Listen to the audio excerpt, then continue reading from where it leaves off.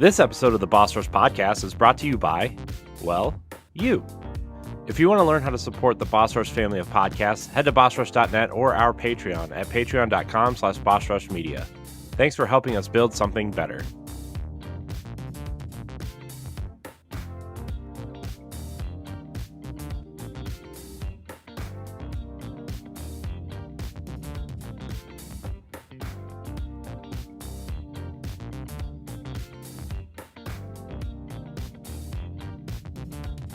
Hello, everybody. Welcome back to the Boss Rush Podcast, a great place to play games and be better. I'm one of your hosts, Corey Deering, and alongside me for this epic showcase edition is none other than Josh Finney. Hi, thanks for having me. Hi, Josh. We're here to talk Xbox again. We are recording about 5-ish, 6-ish hours after the megaton Xbox showcase. Very excited. I'm very excited to talk about Xbox, Josh. This is like, I don't know if this showcase could have been really any better, to be honest with you. Yeah, this is, man, we've talked for years. You and I have been talking Xbox together for like 5-6 years. And for the entirety of our friendship, we have been like, this is pretty much the show that we've always wanted them to do. Yeah, this was incredible. So what we're gonna do, Josh has a ton of notes. I have a few notes as well. We're just gonna kind of go through the showcase in order, and obviously the big bombshell will be Starfield at the end, and then we're gonna go over the state of Xbox essentially at the very end.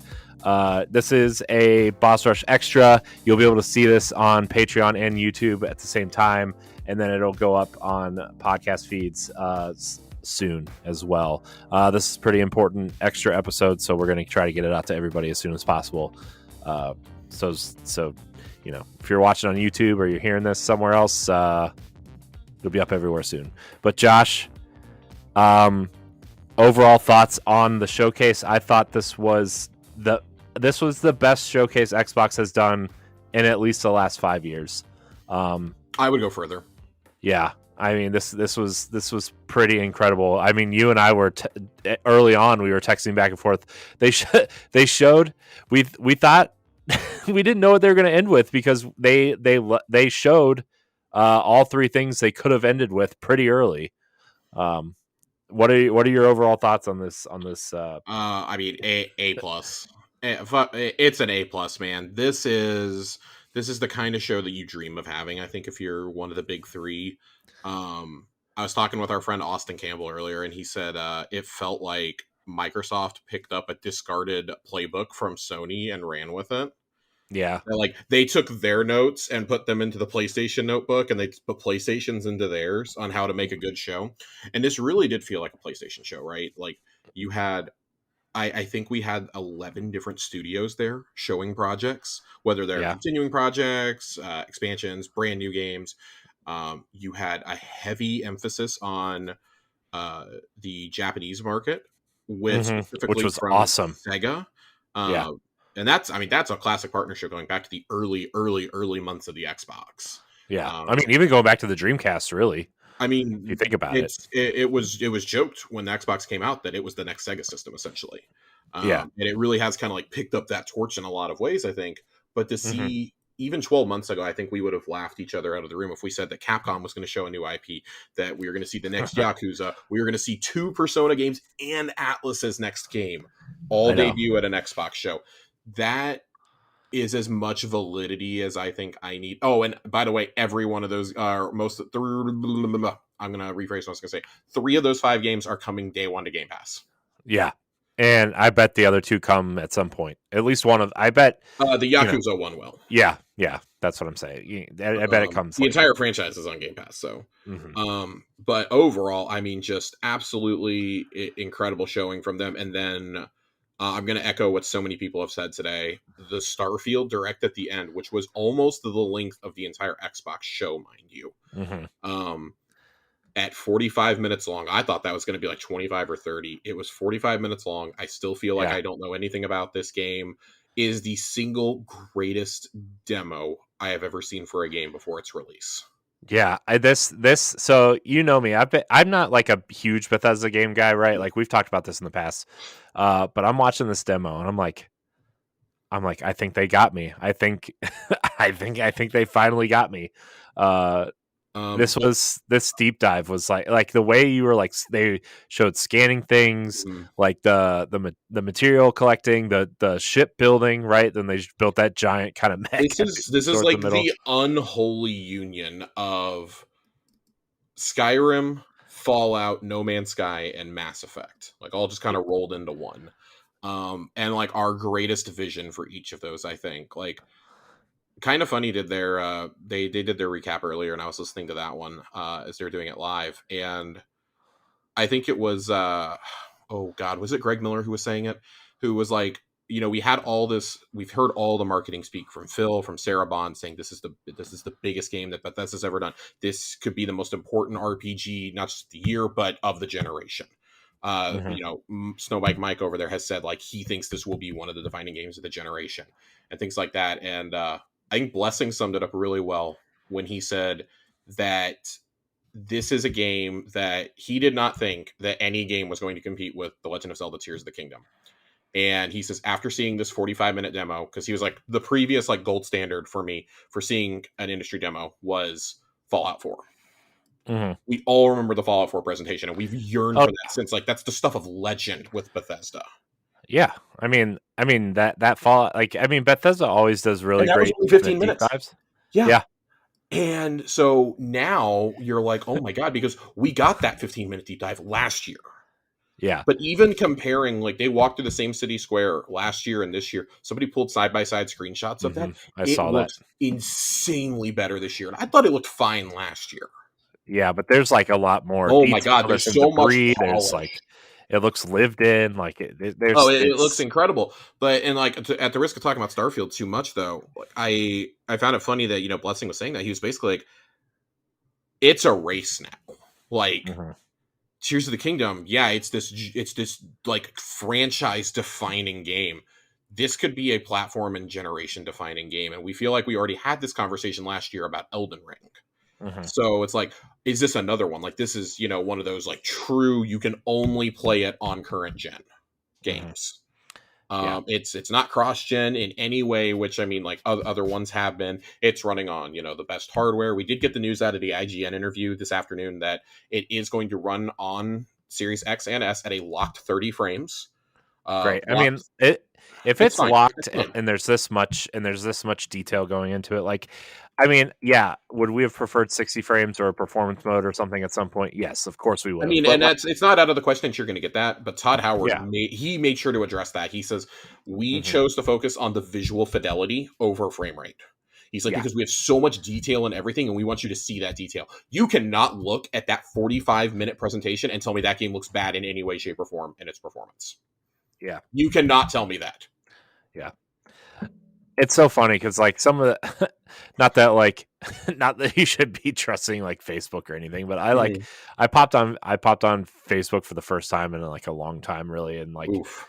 some like it always shows like the newest messages in your groups, like groups you're in Uh-huh. first, and everybody was like, I don't know why everybody's going crazy about this, and because there's a bunch of PlayStation groups I'm in, or like a bunch of just generic video game groups Mhm. I'm in, and they're all like, which I should probably leave, but I'll tell you that story later.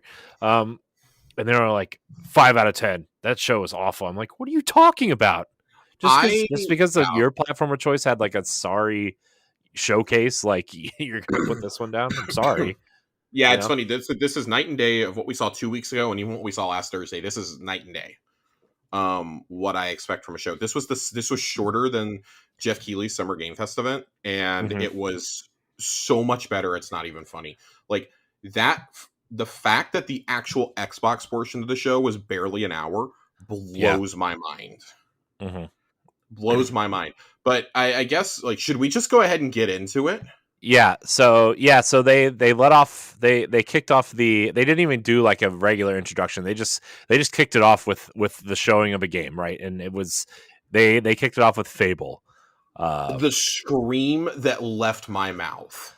I could hear it all the way from. I was in a I was my our good friend.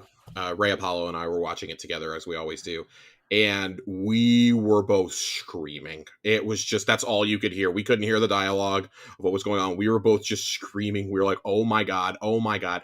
I thought this was the one more thing. I thought this was the guaranteed lock. And if they had shown this at the end, I don't think anybody would have been disappointed. No. But they led off with it, and that's when I knew, okay, they came to play today. The trailer was awesome, and like the kicker at the end when they revealed what's his face, Richard Ayoade. Yeah, Richard Ayoade was the giant from like Jack and the Beanstalk. Well, I like how it like blended the current day with myths, and it seems like this is definitely a very different Fable than we remember, right? Like there's Jack and the Beanstalk. You see, some stuff with the pumpkins. I would love if you played through different Fables. I think that actually would be really cool. Yeah, but they all exist in the same world, like almost like Shrek, like. Well, yeah, almost Shrek.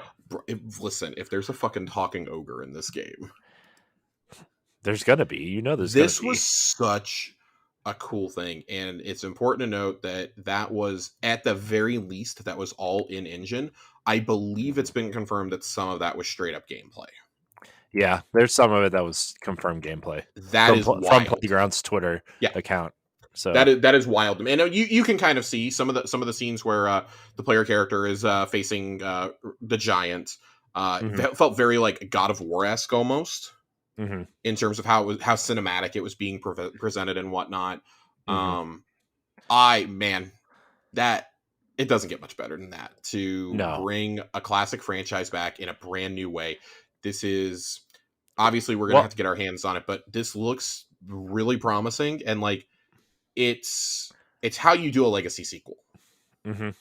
Yeah, this was great. I'm really excited for Fable. I think it showed well. I think just the humor that they showed off, right, and some of the British humor was great.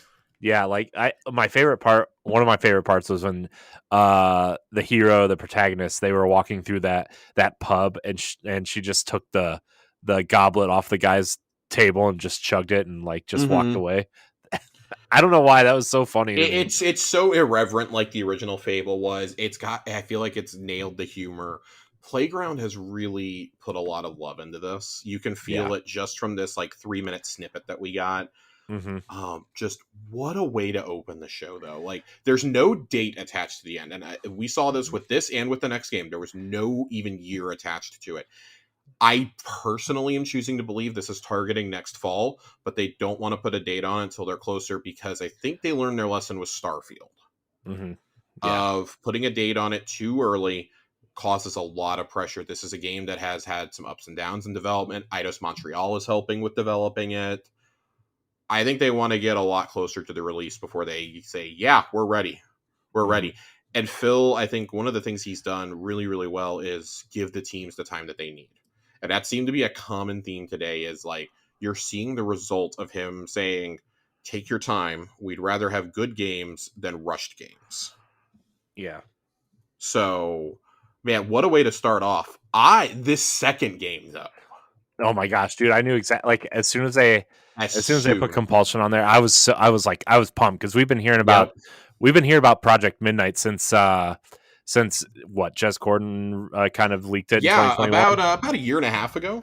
Yeah, and they revealed South of Midnight, which is kind of like this Louisiana Bayou kind of voodoo magic kind of game, modern day, it seems, or so, like at least they are calling it a new third-person action adventure game set in a magical realist version of the American South. The game is set in a version of the modern world, but it is inspired by the interesting geological, topographical, cultural, societal, historical areas of the South. The settings you travel through will be almost exclusively rural, reflecting places in between major urban areas and the sense of wonder and danger they can hold. It springs from the concept that monsters are real, you just need to jump over the backyard fence. And that is a direct quote from creative director David Sears. Yeah. This game looks cool. I like the art style.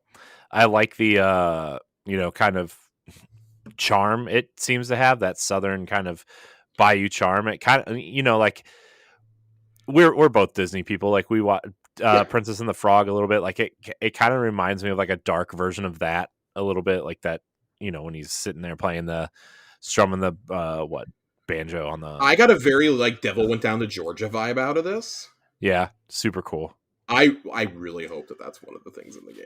Like, just I love Charlie Daniels. So, Yeah, man, really into it's it. just it's so cool. Like, there's a whole giant interview with David Sears and with one of the I think narrative directors over on Xbox Wire. But as they bring up the rich cultural mix of the area, including European, Caribbean, and African storytelling, has led to a unique oral tradition that the game draws on for its unusual menagerie. And it's based on David Sears' childhood in Mississippi. And real life folklore. The supernatural threats are based on real life folklore from the Deep South. So Mm-hmm. that is, I think this is fascinating. Now, I live in Texas. I've spent a lot of time in Texas and Florida and, Georgia and Louisiana as a kid. This seems awesome. Yeah, I'm I all for it. love the graphical style of it too. Mm-hmm. I am very, very, very excited. It seems like music is going to be really important. There's a whole thing in here for music, and that it's an echo of what they want to do with the magic system. The musicality that's involved in traversal and combat is apparent. Mm-hmm. That excites me a lot. Man, everything about this, and this is such a long interview that they do. It's great. It's great. Yeah, 100% in on this. This is also very undated. This is one that I think probably is targeting early fall next year. But if this or Fable slipped to early 25, I would not be even a little surprised. Mm-hmm. Yeah. But man, yeah, two for two to start this off from Xbox Game Studios. 2 for 2, or are we about to hit 3 for 3 to open? I think we're about to hit 3 for 3, but this was the big third party announcement, I would say. Oh yeah, by far. Which you and I guessed was going to be here. Yeah, we did this on the. We threw this out like kind of like nonchalantly, like, oh well, there's precedent for showing a big third party trailer and then it getting revealed at their own conference. Yeah, I mean we said either Star Wars or Avatar would be here. We thought Ubisoft would show at least one of them. So I'm glad it was Star Wars because oh my gosh, I'm very excited to see Avatar. Don't get me wrong, but to get the first look at Star Wars, what is it? God, I'm forgetting the end of the name already. I did not write this. I just wrote down Star Wars with an exclamation point. Outlaws. I wanted to say Outriders for some reason, and I knew it wasn't that. I mean, I would take Star Wars Outriders too, but this is really, really awesome. It's a brand new character that is leading the charge. It's a game that is set between the events of Empire Strikes Back and Return of the Jedi. The first ever open world Star Wars game. Explore new and iconic locations across the galaxy and risk it all as Kay Vess, an emerging scoundrel seeking freedom and the means to start a new life along with her companion Nyx. Fight, steal, and outwit crime syndicates as you join the galaxy's most wanted. If you're willing to take the risk, the galaxy is full of opportunity. I'm so excited to see the gameplay on this because one of the planets it looks like that you can go to is, first off, one of them looks like a planet from Rise of Skywalker. Mm-hmm. Two, it looks like you're probably on Batuu from Galaxy's Edge. Mm-hmm. Yeah. Both of those really exciting. There are clearly members of the Pike Syndicate, which we've seen in Solo. We've seen them in Book of Boba Fett. They are here. I would not be shocked to see Crimson Dawn tied in or Black Sun or like one of these other classic syndicates. And the developers have kind of hinted that there's going to be heists, which I don't know if you guys know this about me. The only thing I love in GTA Online is heisting. If I can do that in a Star Wars game, sign me up. The biggest revelation about this, though, is it is a single-player game. We did not expect that from Massive. I know. I thought this was going to be like a kind of like a co-op, like a division in Star Wars in space. I kind of wish it was, but at the same time, thank God. I know. I'm so glad it's not. Thank God. I'm so glad it's not. No Jedi. There's no Force powers. this is a game that feels like it was tailor made for me. I love this part of the Star Wars canon. Mm-hmm. I was the kid who always wanted to be Han Solo and Boba Fett. I Mm-hmm. wanted to be them, but with a lightsaber. I didn't Yeah. actually want to be a Jedi or like a Sith or anything. Like I thought that Qui-Gon and Obi-Wan sucked. I wanted to be Han Solo. Han Solo, he had a cool best friend. He gets the girl. He had the ship, and he dressed cool. Like I wanted to be Han Solo. He had like this cocky. Who doesn't want to be Harrison Ford, right? Right. So it's like if this is the closest I can get to that, fantastic. I would love to have made my own character, but I will take this. Mm-hmm.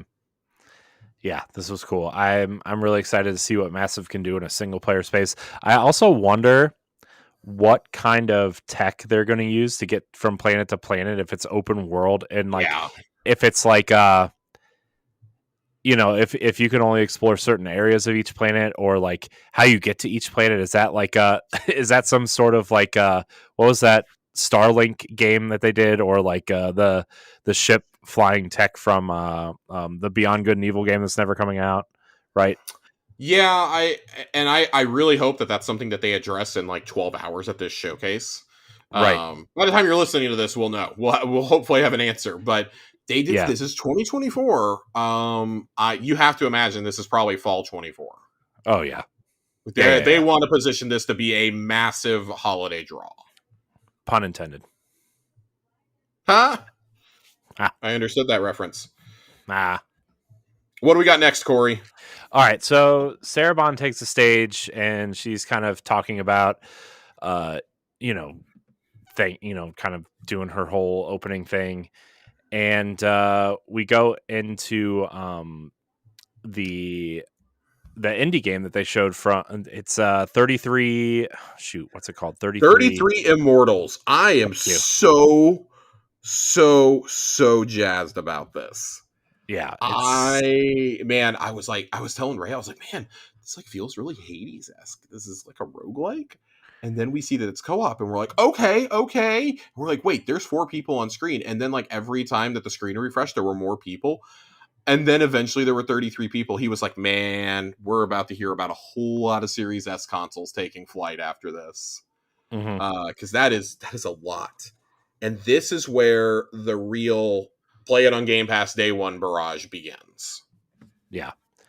This game is going to do bonkers numbers, and I fully expect this to be one of the most played games on Twitch. What did the studio make? Thunder Lotus? What did they make before this? Spiritfarer. Oh. Which is an incredible game. If you guys have not played it, absolutely phenomenal. One of the best indie games of the decade. One of the most moving games I've ever played. Mm-hmm. But, oh my god, I could not believe this was their next game. I was like, oh my god. Let's go. Yeah, I'll be playing a lot of this. I can't wait. I really like the art style for this. I think it's very colorful. It's really flashy. Yeah. I'm kind of digging it, to be honest. I think it's cool. Oh, I'm really digging it. Xbox tends to curate really interesting indies as part of their main showcases. Yeah. And this is definitely one of those. And I think Sarah Bond noted this afterwards, that every indie studio that presented during the showcase has previously launched a game into Xbox Game Pass. Yeah. So that was also like really cool to see. Yeah. Looks cool. It's coming in 2024. 2024. You can play it day one on Game Pass. Then they went into a very different type of game. Payday 3 is coming to Xbox. So yeah, very happy this is coming to Game Pass. I was not going to pay money for a Payday. I've heard about the infamous horror stories about how it's not supported on console. They released it and it just left it broken. Yeah. But the people who like this game love this game. Yeah. So I'm excited to play it. I like Grand Theft Auto heists. I'm excited to heist with my friends, and I don't have to pay a dime to do it. Yeah. Cool. There was like a bank ninja. That was a very weird thing to see in this trailer. A bank ninja. That's seriously, like, we were like, damn, bank administrators have really stepped it up. They saw Free Guy and got carried away. Yeah. Free Guy. Wow. I don't really have anything to say about Payday. I don't really care. No. But I mean, this had been leaked before that this was coming, but it's cool that it's coming to Game Pass. I know that it has like a huge community on PC, at least the second one. So, and it's coming to both PC and console Game Pass. So, yeah. But then, Josh, this leads us into two huge announcements. The first one also leaked earlier this week, but Persona 3 Reload, the remake of the Oh boy. some people. Whew. So I think it looks great. I think it looks cool. But some people, some hardcore Persona fans, like they're really mad that the Fez stuff isn't in it or the portable stuff isn't in it. Yeah, and I want to speak to that really quickly. That because we weren't sure from seeing the leaked trailer if that was the case. We're like, oh, surely we'll get clarification on Sunday, and we didn't. The creative director had to put out a statement afterwards. That's how bad this is. When I say that the content from FES and Portable, which are the two previous re-releases of this game, are not in there, that's actually a really big blow. I suspect that the quality of life changes that Portable made will be in this, because otherwise I can't imagine trying to play Persona 3. It's clearly being built in the Persona 5 engine, but the problem with that is Portable also added the female MC route, Mhm, which changes the entire game. It's mhm. literally a whole other game. Yeah, The entire outcome is totally different. That content is not here. I understand why people are upset about this. mhm, This is Atlas doing Atlas things. They finally give you what you want, but the monkey's paw is going to curl. I suspect that this will either be patched in or will be released as DLC at some point, or as Atlas likes to do, the complete edition a year or two down the line. The lead producer of this game, I want to make sure everybody understands this, was the producer of Marvel vs. Capcom 3, which released its complete edition like 8 months after launch with yeah, 10 more fighters. So if you have any idea what we're dealing with here, this is the guy. yep, Does not understand why people are upset about this, and I understand why everyone's upset. And I don't think that it's a consolation, but I will say that at least we have Portable on modern consoles right now. yeah, Um, but I do think that it's a complete disservice to the. I mean, you had the time to recast everybody.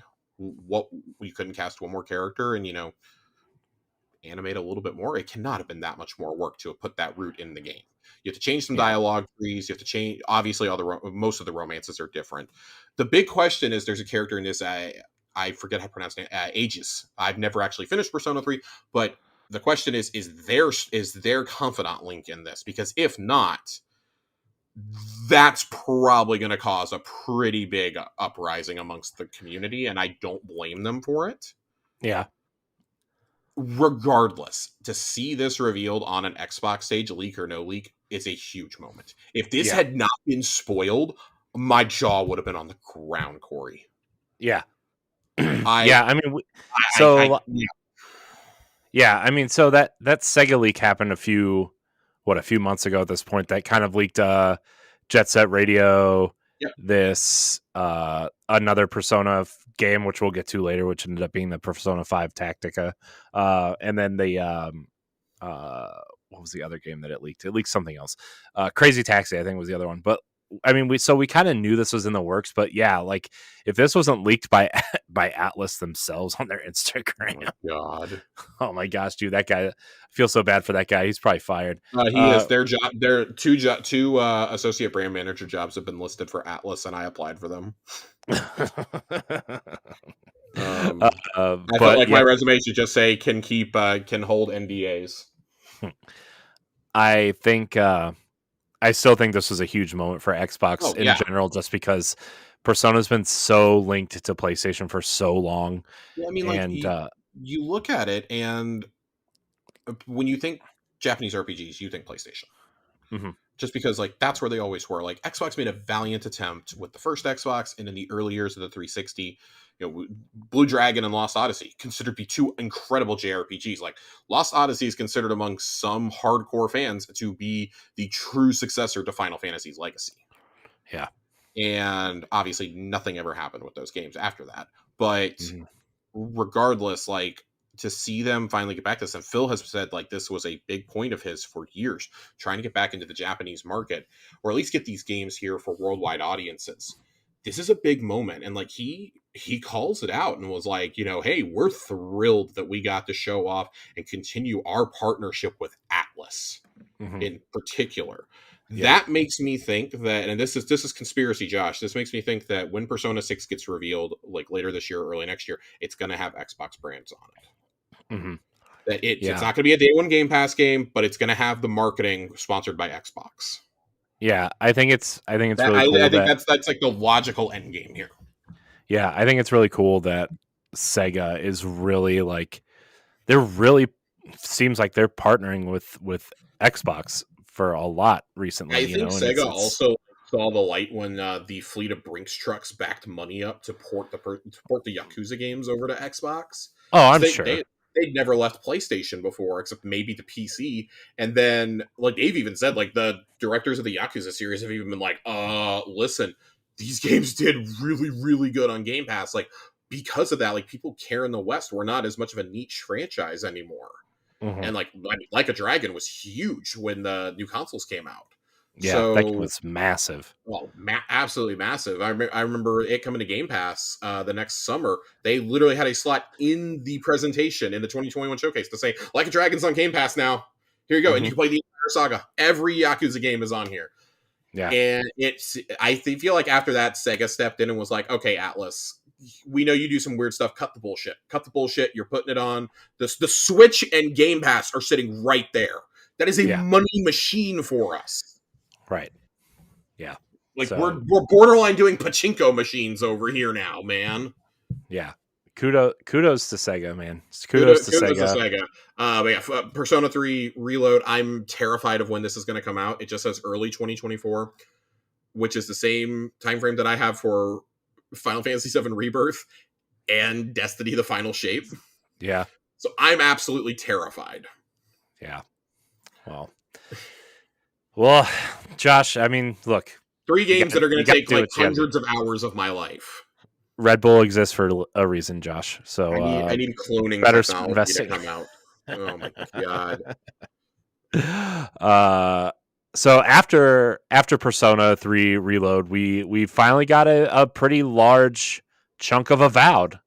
Um, This, as far as a game that is not Starfield goes, was my game of the show. yeah, I am a huge Obsidian fan. I feel like I've made that clear over the years. I'm a very big Pillars of Eternity fan. And this is taking place in that same universe, completely different location than the previous two games. I saw Destin Legary kind of harping on this, being like, "Oh, this looks nothing like when it got announced 3 years ago." Like, no shit. That was yeah, a concept, dude. You saw one shot of a hand and you're upset it doesn't look like that. Like, visions change, man. yeah. And I mean, we also kind of heard that it was going through some, like there was like a redirection of this game to a part, a little bit. They kind of got more ambitious. They wanted to make it a larger project, Yes. right? So, I mean, we'll get to this maybe when we get to either Hellblade or Starfield, but like the scope of the project is gonna. It doesn't matter how powerful these consoles are. Like if the game is getting bigger, you got to make some concessions somewhere. First of all, and second of all, I don't think this game looks bad at all. So So I want to read something. PC Gamer had an interview with the Avowed team and posted this just after the trailer.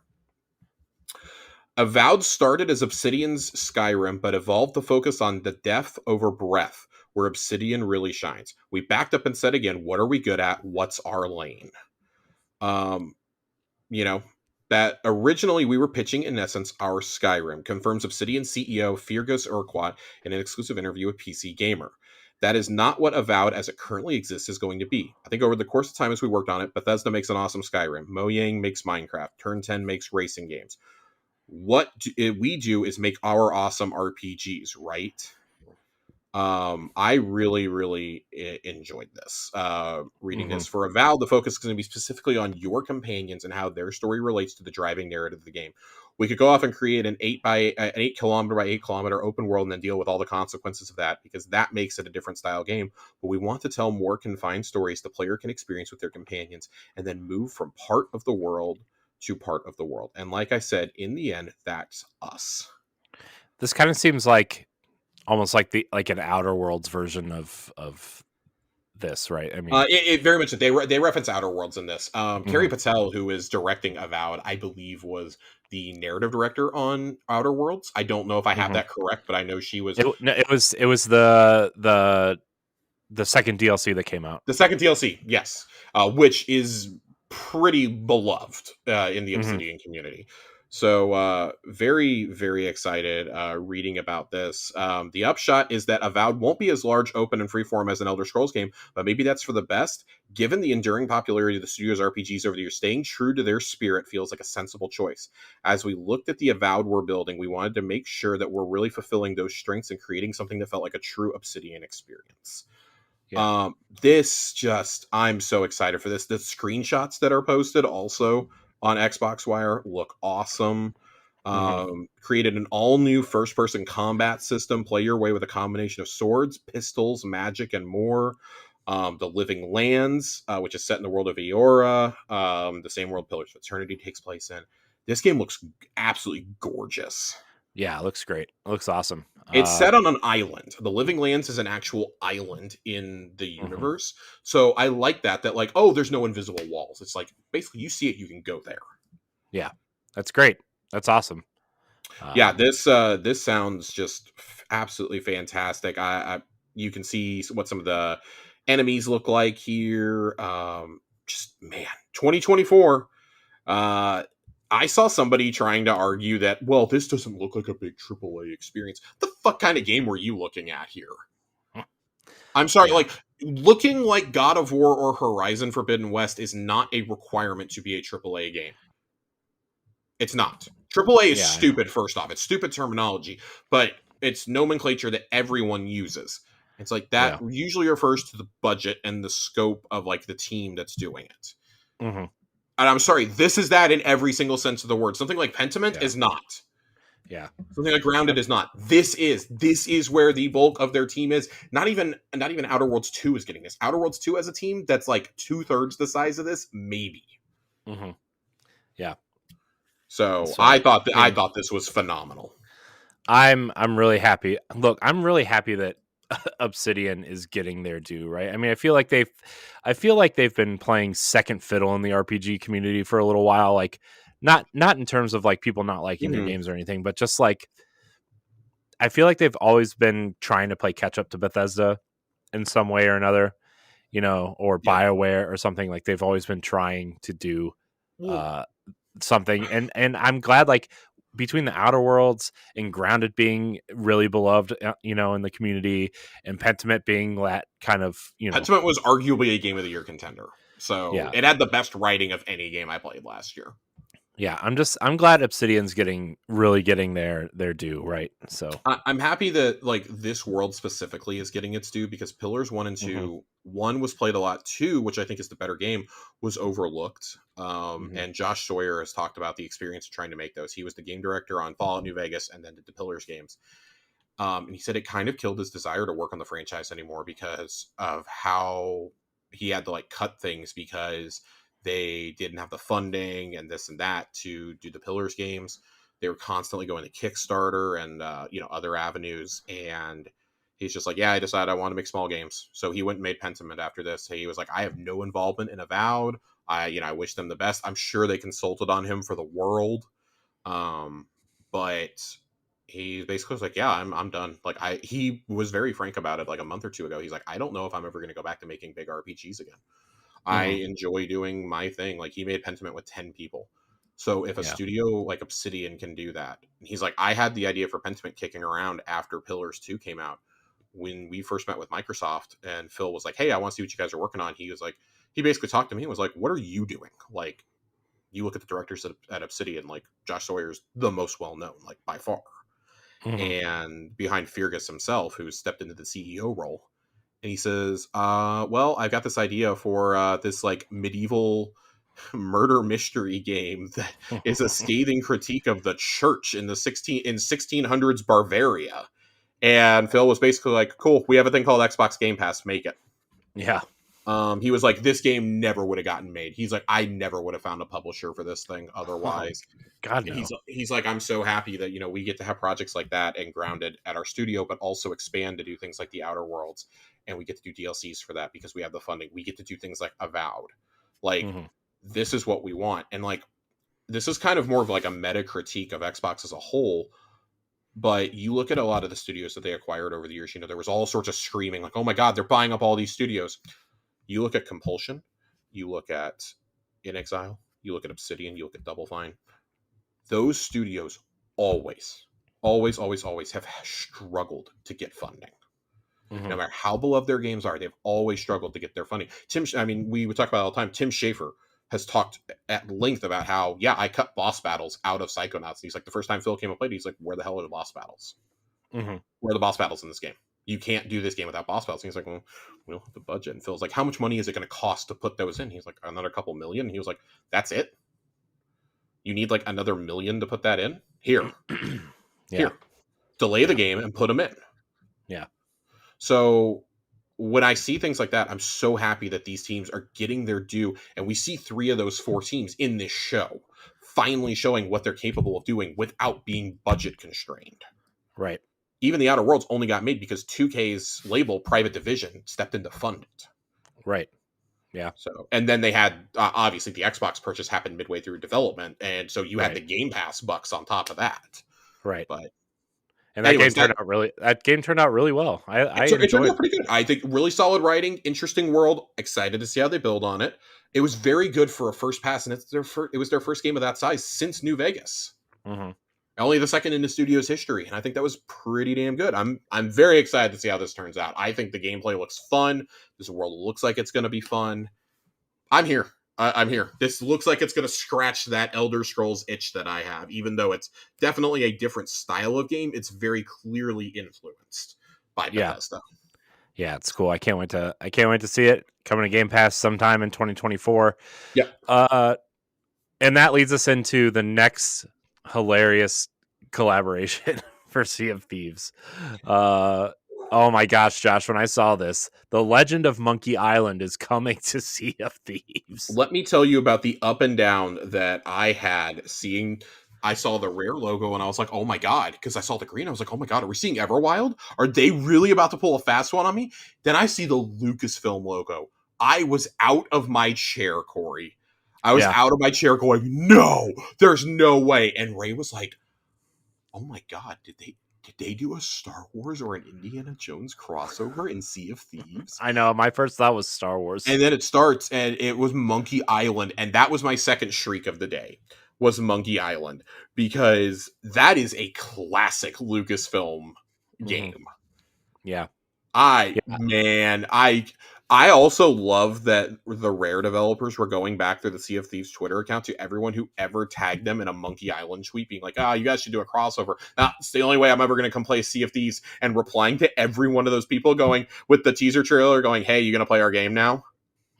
They did this to like 100 people today, and it was absolutely hilarious. That's awesome. This so looks like such a fun collaboration. And Monkey Island just came to Game Pass. I know. All of them, right? Yeah, I believe so. Like, I have a hankering to go play this now. Like, I saw this, I was like, well, I never finished the Pirates of the Caribbean DLC. I guess I know what I'm doing at the end of July for a few weeks. I can't wait. So that holds, like, in the next 2 years, what's the next Disney crossover they're doing? Like, fucking Peter Pan? I would love to see One Piece. It's not a Disney property. I would love to see One Piece. That would send this game through the stratosphere if One Piece was a collaboration. Yeah. But no, this was really cool. We all knew Sea of Thieves was going to show up somehow. I thought it would just be a teaser for another season. Talk about the most unexpected things. Like, the director of Monkey Island said, I was afraid to follow the Rare account because I didn't want people to think that we were collaborating. So he's like, I held off until we premiered the trailer, and then I hit follow on the Sea of Thieves account. I love it when people are like that, because that's true. Like, internet sleuths would have been like, oh, they're doing something. There was no indication this was going to happen. Yeah. It was awesome. It was that truly an unexpected, like, what the fuck moment. Yeah, I mean, talk about the surprises in this showcase. That was like, I only had one that was bigger than this. Yeah. All right. So after the Sea of Thieves crossover announcement, They went into a new flight simulator. It seems pretty ambitious, I would say. This, Flight yeah, Simulator 2024. this is not for me, but and I was like kind of like snoozing during this. Ray was very excited because I was unaware that flight sim is actually used as a training program for a lot of Mm-hmm. pilots. Yeah. And so seeing all these real world applications, I thought was actually really cool when he started explaining that. I Yeah. personally am excited for test vehicles and for air racing. Also, Are you like excited for the Dune crossover? the Dune crossover looks wild. I'm gonna go to Araxis and fly one of those ships. Let's do it. This is the kind, like, I still haven't done the Halo Infinite one that they did last year, so Yeah. I'm actually pretty excited to try Well, some of these out. they did the Top Gun one too, right? So Yes, I believe they did a Top Gun Maverick one. I man, let's go. Let's go. This is the kind of game where like you can have the serious stuff and you can have the goofy shit too. yeah. It's like when we get some of the fictional cars, like the Warthog and like Johnny's car from Cyberpunk in Forza Horizon. Mm-hmm. Like you got Jen Taylor narrating the Warthog run with the Halo music blaring. I know, Like, that's so cool. that stuff is so cool. Like, I love that they are tapping into those franchises, doing like little things like this because, like, oh, it's a way that, like, well, we want to show you our big update, but here's something really fun for everyone who doesn't care about the serious stuff. Yeah. Cool. Didn't know Flight Simulator 2024 was going to be a thing, but it is. So, okay, Yeah. Nope. awesome. Nope. That game is going to do bonkers on PC. Yeah. I'm shocked that they're putting on another one so quickly. I was very surprised that this was the only like PC centric game that we got, though. I Yeah. very much expected to see Age of Empires and Ara here. I think they're at Showcase Extended on Tuesday, but though that's for later. That's for later. That's for later. You know what's now, though, Josh? You know what's now, Josh? My number one game of the showcase. Hit me. Not that they showed anything like really extensive, Hit but me. Senua's Saga, Hellblade 2. Man. Oh my gosh, this game looks insane. Oh my gosh. In terms of like graphical fidelity and like audio work, I think our friend Ray said this. This is right. They are Kojima's only rival in this space right now. Ninja Theory is. Gosh. Yeah. I want to say, like, with how good this game looks, right? And with like the graphical fidelity and everything, I do kind of want to temper people's expectations that I think this really is going to follow the same lines as the first game. Yes. It's not going to be your open world, exploration Horizon equivalent. It's not going to be your God of War equivalent, right? It's going to be that 12 to 15 hour experience, the same way that the first one was that 6 to 8 hour experience. Well, that's I saw one of the critiques I was seeing was like, I would have liked to have seen more gameplay from this. And I'm like, what gameplay? Her walking in a fucking circle? Like, what do you want to see? This is a hard game to demo. They basically said, Ninja Theory essentially said during this, like, you got gameplay at the Game Awards a couple years ago. This is our cinematics, and Melina Juergens confirmed that they are done with mocap. Mocap is done. Mm-hmm. That is the biggest sign that this game is almost done. Yeah. I'm thinking Q1. This has to be like a February release. Yeah. Yeah, that's what I was saying. Which adds another wrinkle to my already completely packed spring. Yeah. But I'm here for it. At least this game will be short, Josh. That's true, but it'll probably take me multiple days because it's so emotionally heavy. Yeah. Yeah. Not great to play if you're currently in therapy.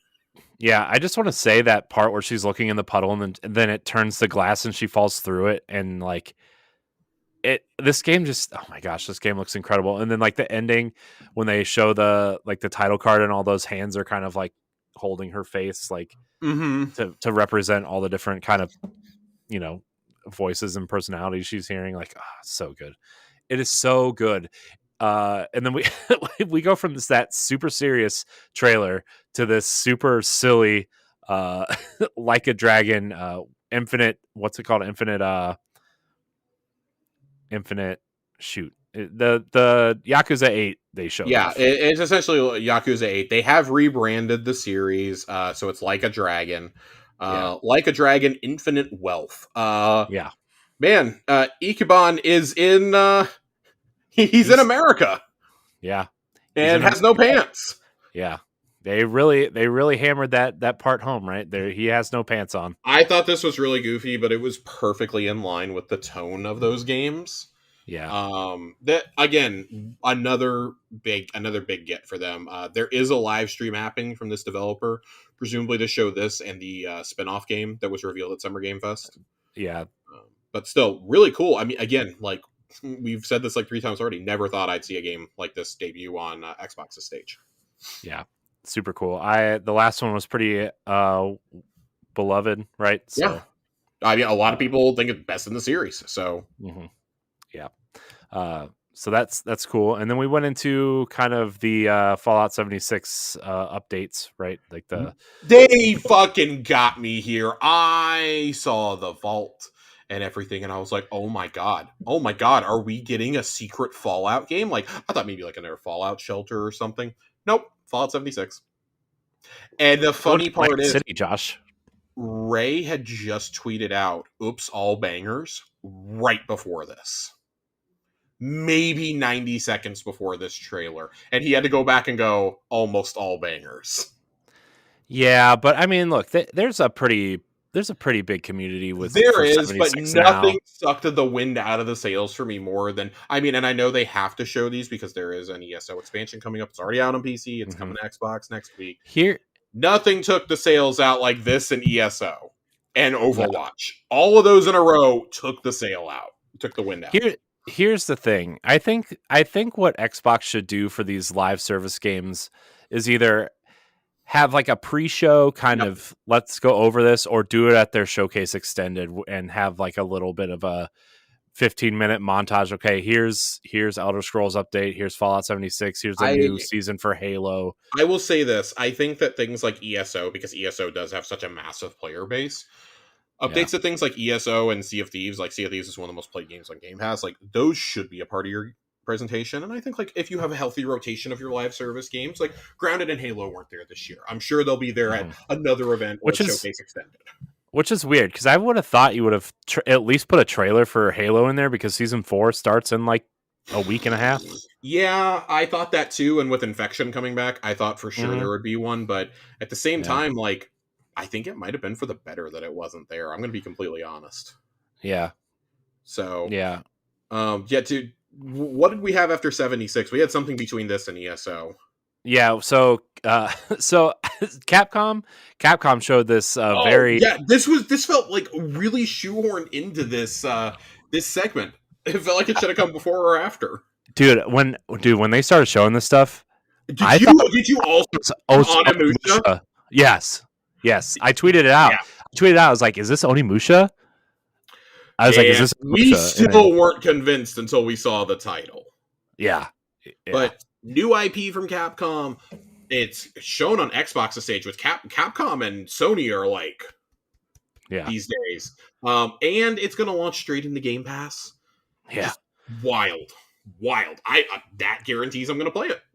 Yeah, I mean it looks pretty cool though. I mean it looks pretty good. I mean the action looks cool. It looks fast. It looks fluid.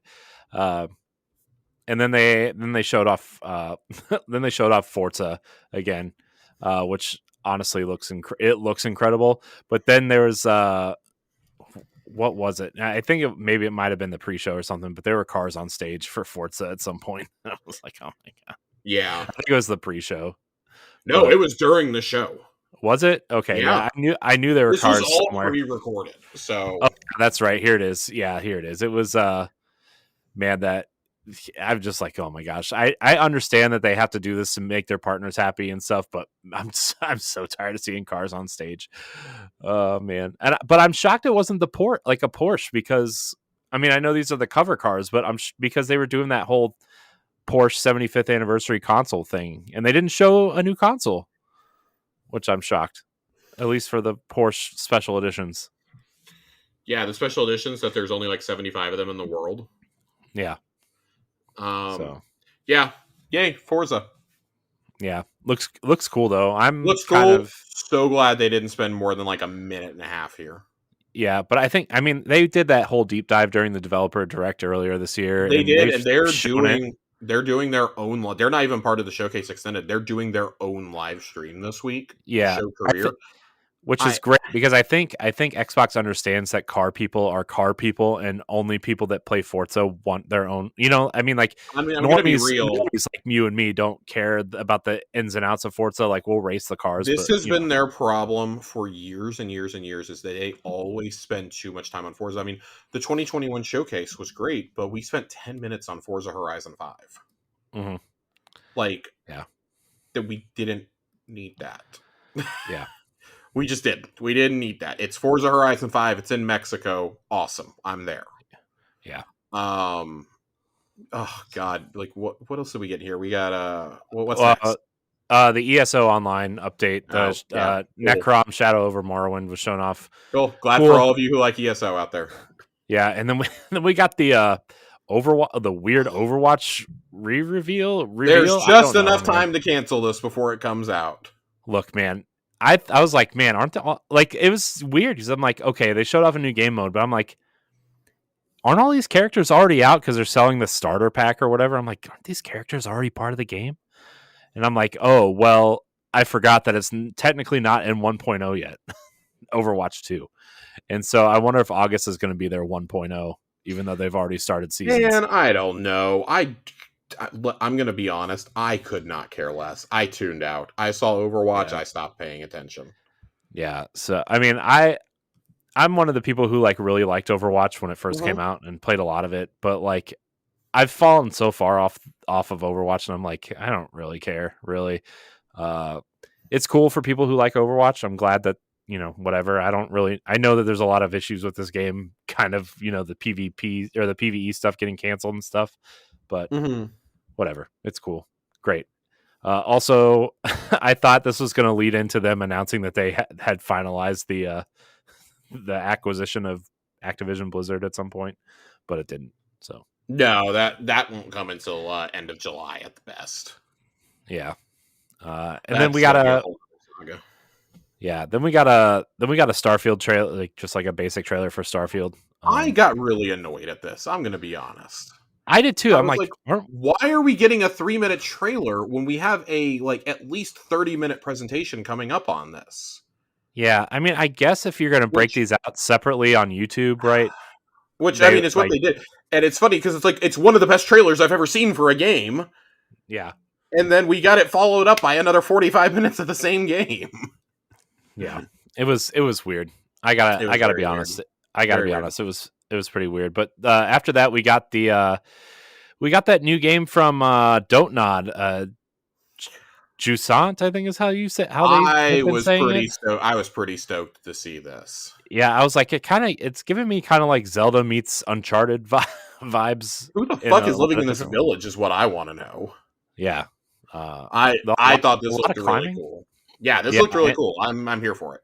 yeah, it kind of reminds me a little bit of Rhyme too, Tequila Works And game from it's Don't a while Nod, ago. so I expect good storytelling out of it. Yeah, so it seems really cool. Uh, so I don't know if you have any more to say on that, Josh. No.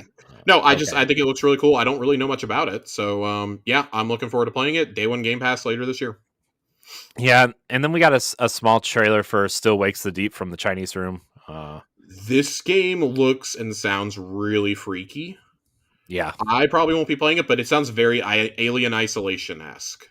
yeah, it looks pretty. I don't know, man. 1975. Yeah, I don't know if I'm going to be playing that or not. No, Uh, I'll watch people play it. I yeah, personally will not. yeah. Uh, so after this really scary trailer, we got this really really colorful kind of action comic booky action game called Dungeons of Hindenburg from Microbird. This Uh, looks great. yeah, it looks really cool. The combat looks fun. This was made by a Uh, 2-person husband and wife team. yeah, it looks pretty cool. I like the art style. I like the combat actually a Mhm. lot. Looks really cool. I I'm agree really with that. digging it. Yeah, I'm digging it. Again, Game Pass. I don't remember. Is this year or next year? Hold on. I just had the title screen up. I think it's this fall. Hold on, let me let's see. It doesn't say. It does coming 2024. So it'll be sometime next year. So looks pretty cool. That led us into the Phantom Liberty trailer. Oh my Josh, god, I'm so excited for this. man, Keanu was back. yeah, he is, and he's super Keanu-y in this Dude, entire presentation, he's dude. just so happy to be here. Yeah, man, you gotta give it to Keanu Reeves, man. He's always like he he's the man. I don't, he's awesome. This trailer was cool. They showed off obviously Idris Elba's character for the first time. It kind of has this Escape from New York vibe to it. It seems cool, man. It made me want to go back and actually like play Cyberpunk again. Um, Yeah, so I really like this. I'm gonna play it. It's really unfortunate that it's coming out at the end of September, though. I know. It's coming out September 26th because I don't know if you heard this, but within a week and a half at the end of August, we are getting Armored Core 6, Baldur's Yep. Gate 3, Yep. Starfield, Yep. and a new Destiny raid. Yep. So my September is booked. This is unfortunately something like I think $30 is a pretty fair price point for this also. Yeah. I'm really looking forward to playing this, but there is almost no way that I'm going to get to this on day one, unfortunately. Yeah, it won't be anytime soon. No, I'm very excited though. I 100%ed the original game. I got every ending. I did all the achievements. I did every single side quest and collectible you could do. I'm stoked for this. Yeah, it looks cool. I wonder if they're going to address V's kind of death sentence. I wonder if that's kind of where they're going, because they address it a little bit at the beginning of the trailer, and then they kind of just go in and blow stuff up and do that. They don't really address the rest of it. Obviously, they probably want you to play it, but Yeah, super cool. Super cool. Digging it. And then they went into the City Skylines 2 trailer. I have a friend who was he was obsessed with the first one. This was his one takeaway from this show, is that he saw people tweeting about it on Twitter, and he was like, "You didn't tell me they were making a City Skyline 2?" He plays so few video games, and he was so excited to hear they were making another one. Mm-hmm. Yeah. So, hey, for those of you who are really excited, I mean, this is a full price game too. This is not launching as $20. This is a $50 game. And it's launching straight into Game Pass for both PC and console. Probably won't be that big on console. It's going to be mega big on PC. Yeah, it's gonna be huge on PC. Yeah, it could be huge. So kudos to them. That's the kind of, like, again, that's diversifying your indies lineup and your Game Pass lineup. That's a big deal. Yeah. Yeah, definitely it is. Especially for PC. Like you said, this is gonna be huge there. And I if they may can play fool on around Game with Pass, this. I've been yearning for Sim City. So I may have to play. Yeah. If I can put volcanoes into this, I'm playing it. Volcano's confirmed. No, it's not. I'm just kidding. You know what was next though, Josh? We touched on a little bit ago. But the next game from the Persona team was shown. Metaphor, Ray Fantasio is what it's called. So great naming, but it looks like a Shin Megami Tensei game. I'm gonna tell you. Yeah. So when I first saw this, I was like, I actually said out loud, I was like, "Is this Shin Megami Tensei 6?" Yeah. I even asked Ray, I was like, "Is this possibly 5? Like, is 5 getting ported over?" And he was like, "No, this is a totally new game." This I was talking with Austin. He said this was his biggest surprise of the show, and I have to agree. This was besides Monkey Island, this is absolutely the biggest surprise of the show. Oh yeah, for sure. For sure. This looks awesome. This is not a Game Pass game.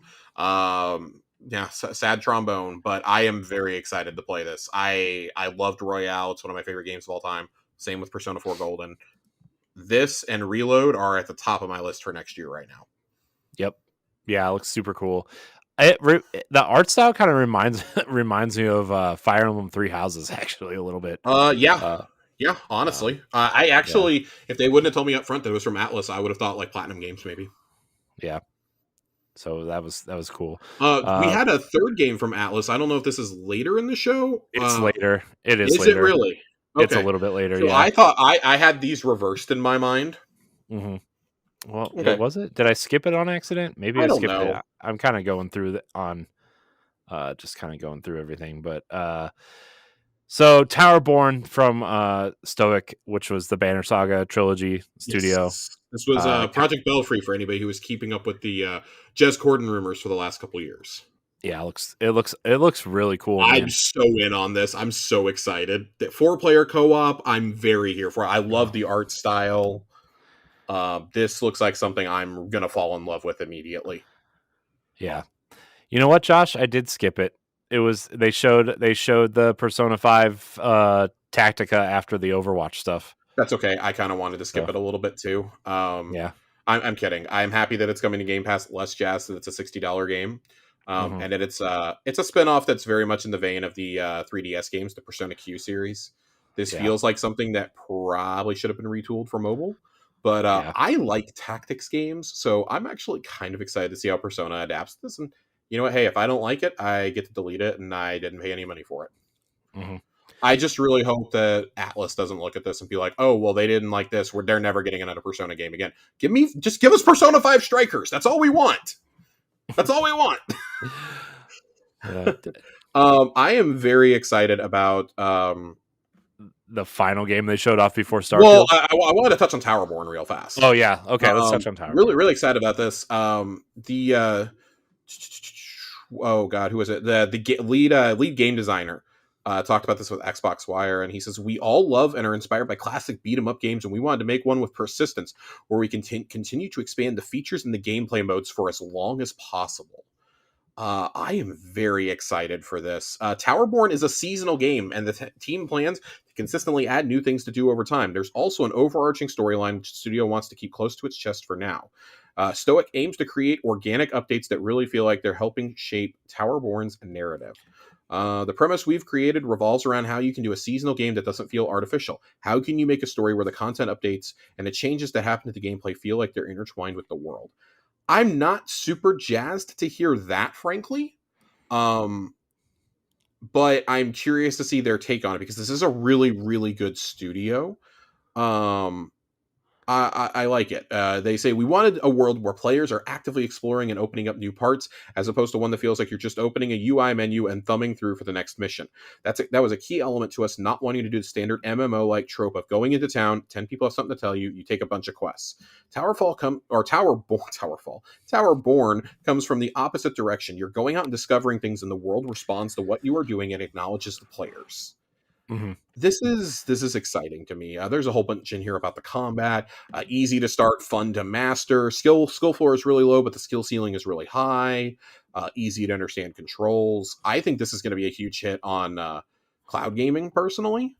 Hmm. So I'm very excited to actually get to play this game. I like the art style of it. I think it looks really, really fun. Um, yeah, I'm jazzed. I've been really looking forward to this for a while now. Just what we were hearing. So. Yeah. Yeah, it looks cool. I will definitely check it out uh, when it comes to Game Pass. Another 2024 game. 2024 Yeah, really shaping up to be a I was pretty sure this was going to be a 2023 title, but if it's going to be a seasonal based game, I could definitely see this launching in the summer. Like, I could see this after next year's showcase being like, play it now, yeah. play it today. Yeah. All right, Josh. Is We're this our gonna get final? Is this our final reveal before Starfield? yes, this is the Okay. final one before Starfield. Oh, I'm so ready. This game. So we've been talking about an Exiles rumored RPG for a while, right? You Mhm. and I have at least either on Tower Casuals or privately or whatever. Yep. They revealed it. It looks very the aesthetic looks very BioShock meets Outer Worlds, steampunk kind Yeah. of I, it's I so personally thought Bioshock meets. Sorry to interrupt you. I thought Bioshock meets Dishonored was my first thought. yeah, that too. Yeah. So In Exile revealed Clockwork Revolution. Uh Dude, the way that they were playing through this game, I'm like, okay, this looks pretty cool. But I'm like, I almost thought it would almost be a little bit disappointing if they went and made the same type of game just with a different aesthetic as like the Outer Worlds or something. But Yeah. then they started showing the time mechanics and they started showing the world rebuild itself or change and the way that the characters were reacting to different changes and how they were saying don't play with time. Like this game looks incredible. This game looks awesome. Yeah, so I want to read a little bit from Xbox Wire on this. Uh, It's a fantastical first-person action RPG with time-bending combat, deep interconnected role-playing systems, and the ability to create your own unique character from the ground up. It takes place in the vibrant Victoria-era metropolis of Avalon, where steam trains fly overhead, wealthy industrialists replace their limbs with ornate clockwork prosthetics, and mechanical servants fulfill their master's every whim. This new age of wonders holds a dark secret. It's been carefully constructed by the ruthless Lady Ironwood. Through use of a time travel device, she's changed key moments in Avalon's history, keeping the working class struggling in the slums and factories while bringing herself immense wealth and power. And that's where you come in. You use the chronometer to travel back in time, choose how to influence the past, and then return to the present to experience the effects of your decisions. Through unprecedented and complex visual and narrative depth, the choices you make on your trips into the past will change the people, stories, and the city of Avalon itself in extraordinary and very often unexpected ways. It pushes role playing reactivity to new heights, infused with unique texture and personality you've come to expect from In Exile's games. We're still early in development, but hope you enjoyed the pre alpha sneak peek. We look forward to sharing more in due time. This is, dude, there is so much going on This in terms looks of, awesome for pre alpha. yeah, dude, there was a shot where there was like this broken bridge, right? And like you couldn't get through, and all of a sudden the time rewound and it like rebuilt the bridge in real time. Yep. I was like, oh my gosh, that is cool. That This is, was very impressive. yeah, it was super impressive. I love the aesthetic. I like when games play with time and the Mhm. fact that you can kind of change time in real time. It looks like, in different ways. Oh man, it looks so cool. Loved it. This very much also feels like it's maybe the only game we saw that's guaranteed to be 2025. Yeah. We got this teased there. I mean, that's gameplay that we saw too. Hmm. And it shows that in pre-alpha. To me, indicates we're probably a year and a half out from release, maybe a little bit more, because pre-alpha Yeah. can mean so many different things. Yeah. And them being really coy, saying in due time, to me indicates that it's the furthest out of anything that we saw today. Yeah. But we saw gameplay and everything was in engine. This, Hmm. if this is pre-alpha, I'm excited to see what this looks like when it actually comes out Yeah. and how it plays. Plus, Because the time traveling mechanic's going to be everything. If that's not done well, it's not going to be a good game, no matter how good your narrative is. right. Plus, like, I mean, until this comes out, we have Fable coming, we have Avowed coming, we have Starfield, right? I mean, we're gonna have a major Western RPG every year for the next like 4 or 5 years at least. If you Yeah, take into consideration the Outer Worlds somewhere in there, Outer Worlds 2 somewhere in there, like, I mean, they can take all the time they need on this game. Seriously, this is gonna be, right. I do think this is probably the furthest out of any game other than like Perfect Dark that Xbox is currently making. yeah, Um, and I'm excited. Like we had heard the rumors about this game, and that supposedly like it excited Brian Fargo so much that when they pitched this to Matt Booty hmm supposedly got a minute into their presentation and said, "Cool, make it." hmm As the legend goes, and Brian Fargo, the studio head at In Exile, was so excited that this game got greenlit that he decided not to retire. yeah, That he was going to after the In Exile, after the purchase by Microsoft, he was just going to retire this and that. Because for those who don't know, Brian Fargo was one of the original creators of Fallout, yeah, and he made Wasteland before that. Fallout is very much spun off of Wasteland, so I mean he's been making games since the '80s. yeah, My man is tired. yeah, But it's very funny that all three studios that made Fallout are now under the Xbox roof, all making very unique looking RPGs that, in their respective years, may very well all be Game of the Year contenders. hmm That is just wild. Ryan McCaffrey was breaking this down earlier, and he was like, "We got Starfield this year, Fable possibly next year, or Avowed next year, Fable probably in 2025." He seems to think this is a 2026 game, and I think that's ludicrous. I don't think there's any way this is a 2026 game unless it runs into massive problems. yeah, Um, and somebody was like, you got to throw Outer Worlds 2 in there somewhere too, my guy. Not to mention if anybody does anything smaller. So, right, man, Microsoft really made the case today. Hey, if you like RPGs, you need to be in the Xbox ecosystem, whether it's here or on Steam. You got to be there. Yeah, so many people message me about like Xboxes today after this Mhm. showcase. I'm like, that's what I've been trying to tell you for like the last, I don't know, 10 years, like, Only notable RPGs that they will be missing at this point. It seems like they're destined to not have Square RPGs anymore. yeah, They're missing Final Fantasy, the biggest name in RPGs. yeah, And as of right now, we'll not be getting Baldur's Gate 3 because they cannot get Larian is having problems getting co-op to run correctly on Series S. yeah, So outside of that, I mean, you look at Western RPG studios, pretty much all of them except for CD Projekt Red and Larian fall under Xbox now at this point. yeah, And that's because yeah, they were all struggling.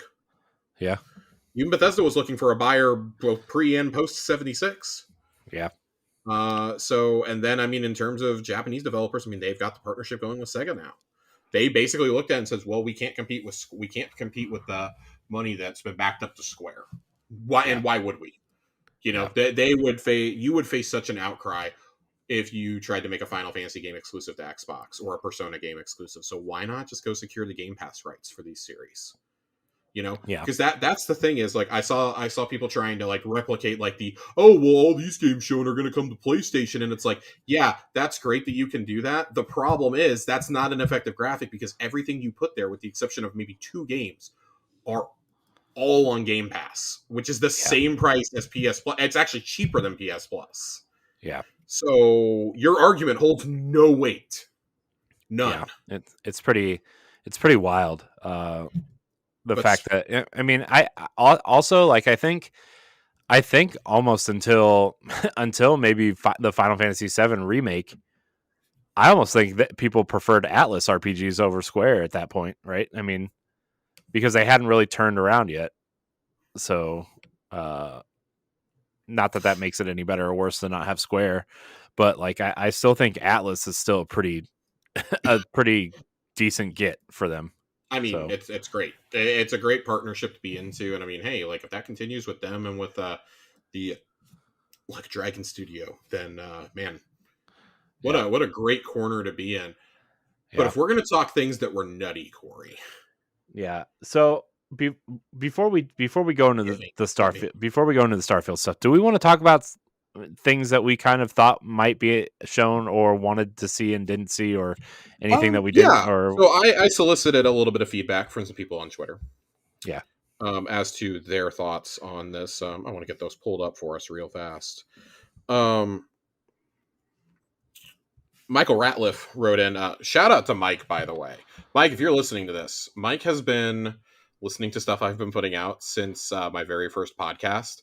We oh wow, met in the Podcast Unlocked group on Facebook oh jeez, like a decade ago, and yeah, he was one of the earliest listeners on my pod when we were promoting it in there. We still interact on Twitter from time to time. Shout out Mike. I told him earlier I really appreciate his support over the years, but he wrote into me. I asked a couple hypothetical questions on Twitter. He goes, my favorite game shown was Clockwork Revolution. Biggest surprise, Star Wars Outlaws.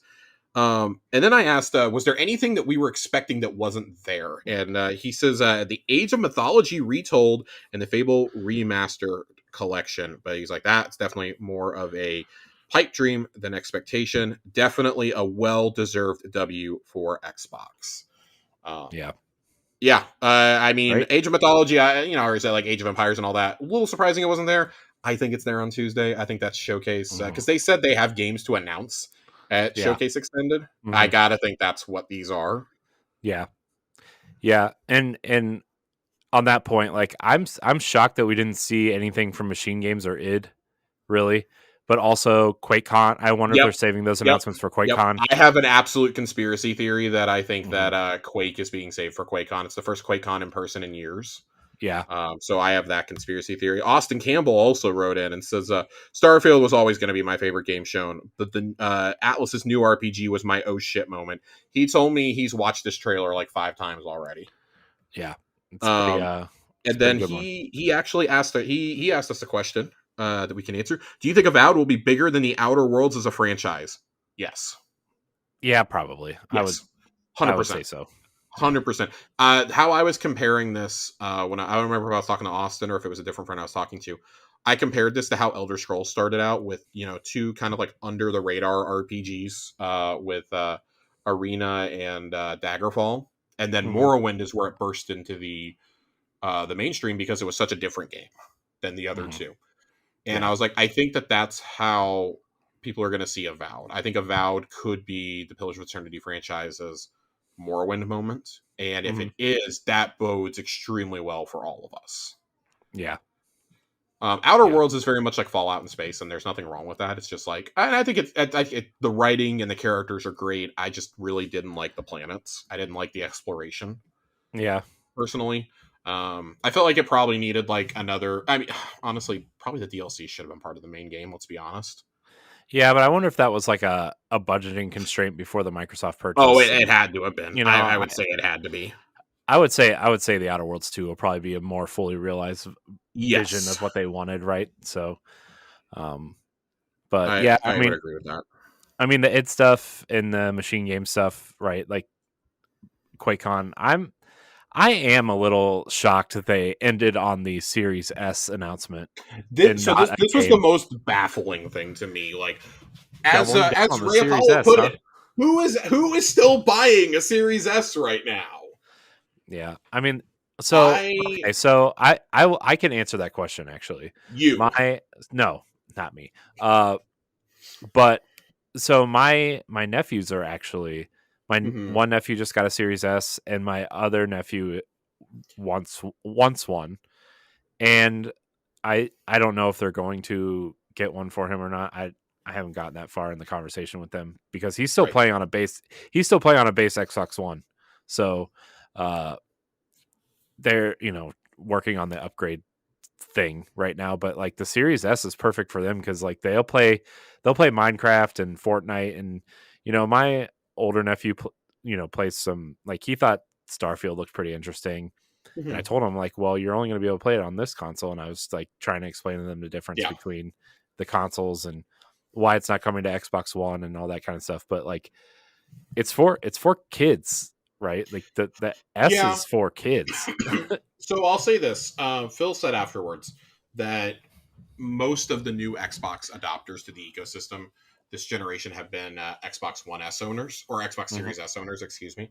Hmm. So, like, I guess it makes sense from that, but I just thought, maybe I genuinely thought that we were going to get the announcement of a digital only Series X because I'm sorry, the problems like we're seeing that Larian is having with Baldur's Gate are going to get worse as the generation goes on.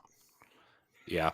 Yeah, As I these games agree. become bigger and more expansive, it's going to be a problem. I think right now it's really good to have as a streaming box, or like we use ours in the bedroom as Hmm. a streaming box. My girlfriend plays on it. She plays so few games Yeah. these days, but it's I, really good for those who like want it as a Game Pass machine or into indies. yeah. So some of the people I was talking to today, that, I mean, their primary place to play is PlayStation, right? But they Yeah. saw this, and I'm like, if you're gonna play first party games on this thing, and that's gonna be your primary use for this thing is like first party and Game Pass stuff, then yeah, the Series S is probably enough because Microsoft's gonna make sure all those games are optimized for the Series S, right? But if you're planning on playing like anything third party, like, I don't know if I mean, you and I are both lucky enough to have both consoles, Yeah. right? So we can kind of actually see the differences, right? But like, I tried to play Guardians of the Galaxy on Series S, and it ran like trash that first month, you know. Uh, and then you turn around and play it on Series X. I'm like, oh my gosh, I'm so glad I own a Series X over, primarily over the Series S. But I think, Yeah. if you're gonna play, if you're gonna play Fortnite and Destiny, those both run really well on it, right? Or like first party games, then the Series S I think is okay if it's not your primary console, but like if you can get a Series X, that's the box. That's the box you want. I think And the other like thing. Oh, go ahead. I was gonna say, and like you said, like this third party problem, especially what Larian's having to do is like that's gonna get worse over time because that Series S is not very powerful. I genuinely think it would have just been a smarter move to have made a digital Series X Uh and huh. keep the same sized hard drive Hmm. and put it out at the same price of the PS5. Yeah. Like, I Or see no reason. They could have cut it down to 350 if I they mean, if wanted you were to going to lose cut it to money. 350, you needed to cut the Series X too, because there's no way you can tell me that a disc drive is worth $150. Yeah, That would be my only takeaway from that. Also, like, I'm sorry, your flagship console needs more storage space in it. I know. Just straight up. So that's my only gripe with that. The last comment that I had was Aaron Morris wrote in and was asking if we thought that this was if we thought that Clockwork Revolution had a very Bioshock feel to it. Absolutely. Hmm.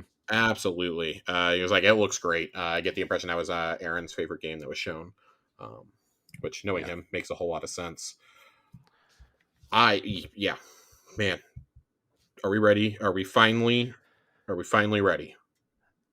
Yeah, I think we should because I feel like we're going to spend another long time talking about Starfield. Uh, although I do want to say one thing. I'll keep it as concise and short as I can. I don't care. I don't care how long we I go. well, I mean, there's not a lot that I can say that hasn't already been said, frankly. Yeah, Um, I just I mean, like I said earlier, I think this showcase, this direct really got me. I think this game, you know, when it was first announced, I was in like really when it was first announced. Oh, okay, Fallout in space. Okay, everybody mhm. gets it. We get the point. But this game is so much more ambitious than just an Elder Scrolls or Fallout in space. Right. This game is this game. You're gonna live in this game for years, right, and still not see They're everything. already announcing story expansions. Yeah. So I mean, this it looks the various biomes that they showed off, the various planets, the moons, the space combat, the flying. Hmm. This game looks like No Man's Sky took steroids and ate the Hulk pretty much. Became Like this, fun. yeah, it's incredibly man. I got to tell you, Josh, this game got me. Tell me things, Josh. Tell me about Starfield. Man, I don't even know where to start with this game because it's so massive. They told us so much in 45 minutes and also told us nothing. Yeah. You could spend hours with this game and still not be able to tell me everything that you're going to encounter and you're going to experience. I still have no idea what the story looks like Yeah. in this, and we've now had over an hour of footage and several more in interviews with Todd Howard. No clue what the story is going to be, and that's beautiful going into this. They Hmm. threw a wrench into it at the very end today that of something that they literally showed in a split-second screen and had me screaming like, "What the hell?" It's something that they haven't teased at all, and I really wish it would have just been left. And most people are going to encounter it in the game and not remember it from this. It looks like you almost use like force powers at the very end of the footage. Hmm. Um, Yeah. I thought that was really cool. I mean, the fact that you literally can go anywhere, you can do anything. Like Todd was standing on a planet and says, "Hey, you see that moon up there? You can go explore that moon. Yeah. You can go there. There's 1,000 planets in this galaxy. You can farm for minerals. You can build bases. You can get allies. You can romance companions. Obviously, there's so much to do here. You can be you can choose to be a pirate. You can commit acts of piracy. There's dog fighting. You have to fly through asteroid belts to get out of the system safely to be able to jump. Like, who comes up with this shit? Todd Howard. Because this is a game that when we were hearing all the promises for the last couple of years, I was like, there's no way this game is going to live up to it. Even as recently as like a month and a half ago, I was like, this game has impossible expectations. Not even a month and a half ago. Like after the Redfall debacle, we were like, there's no way. There's the discourse for the next week until Tears of the Kingdom mercifully ended it was there is no way Starfield is going to succeed. Starfield has more pressure on it than ever before. This is probably the biggest game in Xbox's history, but beyond like Halo 3 in terms of the pressure to land. Yeah. And I have no idea how you QA. I swear the last year has been spent in QA with this game and touching Oh it. yeah. It It has to be, man. has to be. Like it's a Bethesda game. It's gonna be buggy when it launches, but the fact that if this game even runs properly and has even a halfway decent story, I think that this is like real talk. Like, could this be the greatest Xbox exclusive of all time? That's the territory that we're already at in terms of pre-release hype. Yeah. I mean, it's And already the number one selling game on Steam this week, and it's only been out for a few hours. so I'll put So it this way: the caution and I understand the caution that some people are having after mega hyped games, namely Cyberpunk 2077 not meeting the expectations at launch. Yeah. The infamous yellow letter.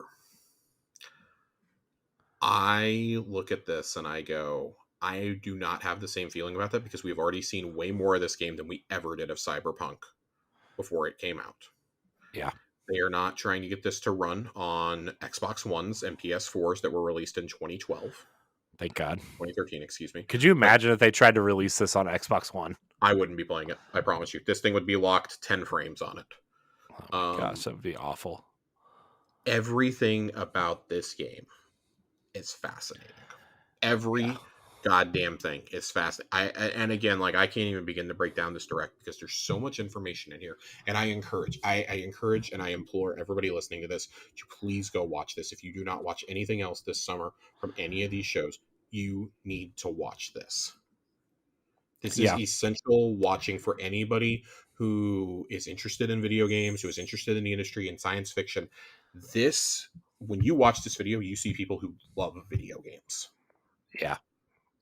You get the impression from Todd, like just how long he has waited to make this. Like you do get the sense of when they say they've waited 25 years to make this game, it's like James Cameron with Avatar in a lot of ways. Like he had the idea in 94 and couldn't make it for 15 years because technology hadn't caught up.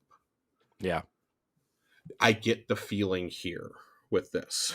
So, yeah, man, it was an incredible demo. Just the way they kind of broke everything down. mm-hmm. The shipbuilding, looks incredible. I mean, they built that kind of really huge, ridiculous looking mech. Yeah, thing. it looked like a fucking Gundam. Yeah. I can't say enough good things about this demo. I mean, I really can't. And it got me.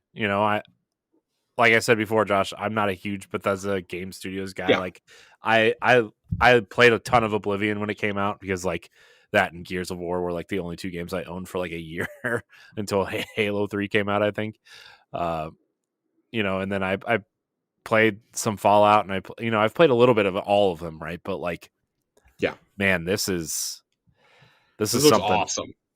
Yeah, this is something quite different from those games, and I'm so excited to see, a year from now, 2 years from now, 5 years from now, what people are building, what they're finding, how they're exploring. It's incredible. It's incredible. It's incredible. That's the only way to describe Starfield, I think, at this point. And that's why it's so hard to put into words what we saw because there's so much. There's so much that we saw. Like, how do you possibly describe what we just saw? Yeah. And you can't. You can't. I don't think you can. Again, the single best presentation I've ever seen for a singular game before its release. And Ryan McCaffrey, I believe, confirmed that he was, before his interview with Todd Howard yesterday, that he played an hour of this game behind closed doors. And dude, that doesn't even sound like enough time to even get any sense of a no. It was very clearly a vertical slice, but just how do you even like? Todd Howard said in the past that they came very close in the early 2000s to getting the Star Trek license, and that didn't happen. And so he spent forever trying to come up with how he wanted Starfield to work, and that this is his dream game. This is the first new world they've come up with since the Elder Scrolls. Can they strike gold a second time? Right. And I think the answer is yes. I mean, it's very clearly a yes. I really feel like this they have something here, man. This is going to be, I got to tell you, Xbox is so lucky to have this game right now. I really feel that way. This is why they spent $8 billion. Yeah. Is this studio. Studio, this IP. Everything else was extra. Yeah.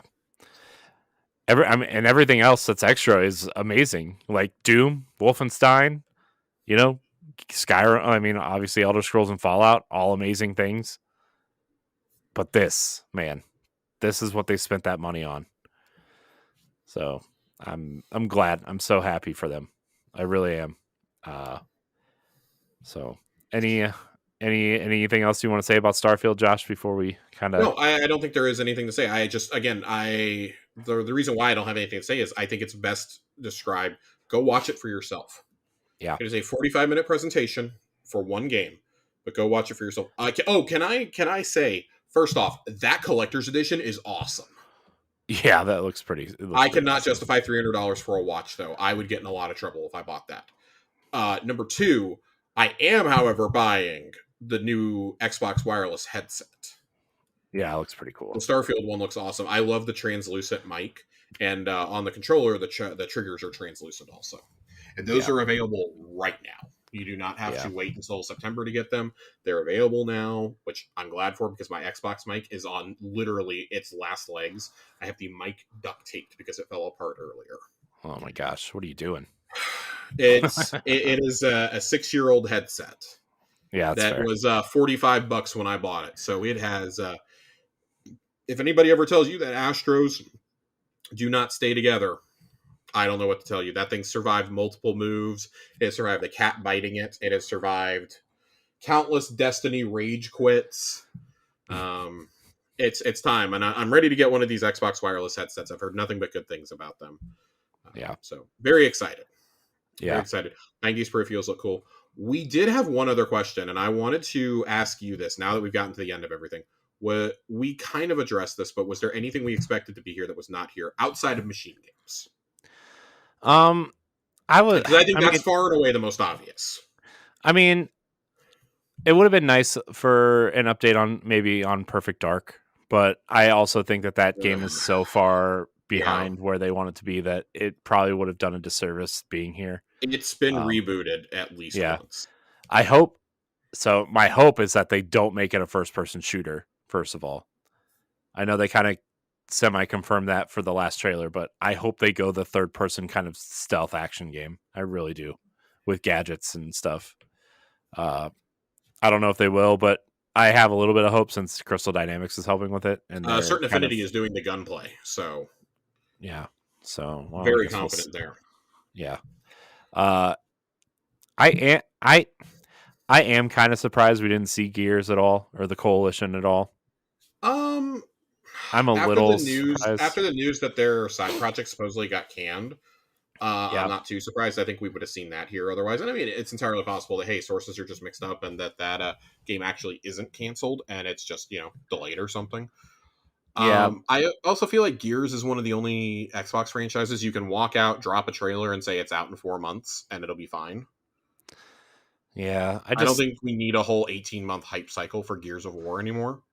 Yeah. I mean, I was more hoping for like hey, we're gonna drop the collection, that rumored collection, and then Gear 6 is now in development. I would genuinely love to know who started that rumor. I know that people, because I listened to the Phil Spencer interview and I did not take that as an indication of we're doing collections. I took it as he meant our collections of games that we have upcoming. Yeah. I did not take that assumption the same way that other people did, because to me it makes no sense to remake all 3 Fable games. I never thought Fable. I don't think it makes sense for Gears either. I'm going to be honest. Gears 1 was the only one that needed it. They did it last gen, and then Gears 2 and 3 still play fine. They up-res, they're fine. Yeah, I don't think we need them. If they do them, cool. But I think that was a one-time thing for the Master Chief Collection, and I think Microsoft's very leery of doing that ever again after what happened with Master Chief Collection. Yeah. As they should be. I think if MCC had landed correctly at launch, we would have seen a Marcus Phoenix collection within like a year. Yeah. And not just Gears Ultimate. I think they looked at all that and scrapped it and said, here's Gears Ultimate, and we'll give you codes for all the 360 games with Gears 4. Yeah. I would say my only real disappointment, and I don't even know if it's a disappointment. I mean, Machine Games goes without saying. I think that's, for both of us, that's the biggest one. No Indiana Jones. Where is it? Or Wolfenstein 3. I don't care about Wolfenstein anymore. Pete Hines has indicated that game is so far off, it's not even funny. He's like, you're not getting that until after Indy, from everything that he said. So, like, I don't know what they've been doing over there for 4 years, but yeah, I would have thought you would have gotten Wolfenstein 3 out of the way before Indiana Jones. I think they had Wolfenstein in development, but also, like, I get the indication that they probably started dragging their feet because they didn't want to do another game like Youngblood that had online elements to it. Yeah. maybe. So that's my personal conspiracy theory. We talked about id briefly earlier. I think that's going to show up at QuakeCon. If it shows up anywhere, QuakeCon Hmm. is the place. Yeah. If they really are making Quake. Hmm. Also, like they may show Wolfenstein 3 there because that was originally an id property. Yeah. I would say my only like real like where the hell is this is not Plus, perfect. State of Decay 3. yeah, I don't care. I feel like that game is so I far don't away. care, but Undead Labs hasn't released a real game since 2017. Yeah, but they just put out a huge update like 3 months ago I for don't fucking care. two. I don't fucking care. Like what is the rest of they have like 3 branches of this studio. What on earth are they doing over there? I don't know. I What don't on know, earth man. is this studio doing? Like Yeah. So you talk about a studio that could use some new management. Undead Labs is one of the ones that comes to mind. I mean, there was that whole sexual harassment story that came out I think last year about that studio. yeah, but didn't the guy that runs the studio, I forget what his name is, but didn't he just write like a huge letter that said like I have no idea what I happened don't after that. I don't know. I don't know. I don't remember. All I know is Uh when Polygon and Bloomberg are reporting on it, I tend to take it seriously. yeah. So I so going back to QuakeCon real quick. Uh I think so. This actually builds your theory of them, or of them announcing Quake and maybe Wolfenstein 3 there, mhm. because when is QuakeCon? It's like in the fall sometime, right? It's in August. Yeah, they're gonna need another marketing beat, especially if Sony's gonna do another showcase. And I feel like that would be another place where you could, kind of play, Yeah, have they've another kind of marketing made beat for the QuakeCon a year. celebration of like Bethesda in general at this point. Yeah, Which, but I mean, if you have Quake, then you can go back to it being QuakeCon, right? yeah, I feel that Microsoft is probably going to do a second smaller showcase akin to like a state of play later this year. yeah. Like I around may Gamescom, you think? No, I think it's going to be after Starfield. It has to be after Starfield because I think they want the Activision purchase to go through first. It's fair. Yeah. Because you'll almost certainly get a roundtable video with Phil and Sarah and Matt Booty and Rod Ferguson will be there. Mike Ybarra, Bobby Kotick will be being escorted from the building as they're recording it. He's not going to be showing up except for maybe an in memoriam tribute with his golden parachute. But I think they'll do a video like they did with Bethesda and be like, hey, these games are going to come to Game Pass right away. Here's our plans for existing franchises like World of Warcraft, Diablo, Hmm. Overwatch, etc. Nothing's going to change, this and that. All content is going to stay the same. Maybe you'll get some Game Pass perks for Yeah. said games. But Yeah. largely, things are going to stay the same. And new IP, we're going to go on a case by case basis. I suspect that for Blizzard and for like Call of Duty, that means they're going to continue to be multi platform. Like Yeah. anything that say Toys for Bob, if Toys for Bob and Vicarious Visions get saved from the Call of Duty machine, then their games will 100, barring them making another Tony Hawk, their games will be exclusive. Yeah. I think anything that's Crash Bandicoot or Spyro will be multi-platform. But I think that's why Phil probably walks in there and goes, Banjo-Kazooie, get on it. Yeah. We're keeping this shit exclusive. Maybe we'll give Nintendo a deal. Yeah. Maybe. Yeah. Man. I got to think they're doing another smaller showcase later because Matt Booty even said today that they have not shown us because people were like, oh, they need a tentpole for 2024. Avowed might be out in the first half of the year. Like, what are they going to have in the fall? And he was like, calm down. We haven't shown you everything for next year. Yeah. We still have things that we have not revealed about next year. There's also the question, like, we've seen Contraband. Where's Contraband at? I know. I was thinking about that too. I was like, man, it's because like before, I think on the IGN stream they were showing like last year's trailers, Mm-hmm. and also really hilariously showed a Final Shape trailer with an Xbox tag at the end of it. That is very funny. But yeah, I was like, oh man, I forgot Contraband was even a thing. Yeah, that feels like the perfect game to just drop in the middle of summer because people will play it for like a month and then they're done. Yeah. So I that's don't. gonna be like a Smuggler's Run multiplayer style thing where you're kind of doing heists, right? And it's like a It's 70s 19. It's style. like 1970s Cambodia or something. Yeah, that seems strange, but I don't know. Could be So cool. let, I'm let open to it. me let me ask you a question. If we're because I feel like we're kind of getting into this like just not necessarily unwittingly, but hmm how do you feel about Xbox overall after this showcase? I have to. Was this what they needed, Yes. or Oh yeah, 100%. Especially because like after the whole Redfall thing and the Halo stumbles after launch and not having like a major first party game for a year, right? Like Xbox needed this, and I think that the showcase got highlighted even more because of the kind of subpar Sony showcase, yeah, right? And obviously Summer Game Fest wasn't amazing, right? I mean the no, Mortal Kombat stuff was cool, but like you know, I think Xbox really needed it, and I think they nailed it. I really think they nailed it, and I don't know if I have anything negative really to say about the showcase at all, except for one minor thing, but it's more of a nitpicky thing. Is that they ended on that Series S instead of that another game instead God, of the what game, about taking right? taking the wind out of the sails? I thought they showed that, and then I thought Phil was going to have a true one more thing, and I was like, what I the know. hell? I know he said one more thing, and I started typing it out on Twitter. He's like, Yep. one more thing. We're gonna do a deep dive on Starfield. I'm like, oh, the Starfield's your one more thing. Okay, well, Which felt kind of silly to say because I it's like, know. yeah, we know. Yeah, You build this as the game yeah, showcase with Starfield. yeah. I would have liked like a some sort of tease for something new, right? Yeah, But aside from that, I think Xbox really nailed this showcase. They came out swinging, right, with three bangers, right? yep. They showed all the probably I would say 90% of what I expected them to show. Uh, The only thing that was truly unexpected for me from Xbox's perspective is, other than the Sea of Thieves thing, of course, was Clockwork Revolution. yeah, Clockwork Revolution. I actually think ending on that would have made the showcase better. To be honest, Yep, like if I that was agree. your quote unquote one more thing. I Uh, agree. but yeah, I mean, this is exactly what Xbox needed. I think this is exactly what we wanted as Xbox fans. We kind of have a roadmap now, right? With Starfield and Forza this year, probably early next year, Hellblade, and a couple other things, right? Like it's coming together.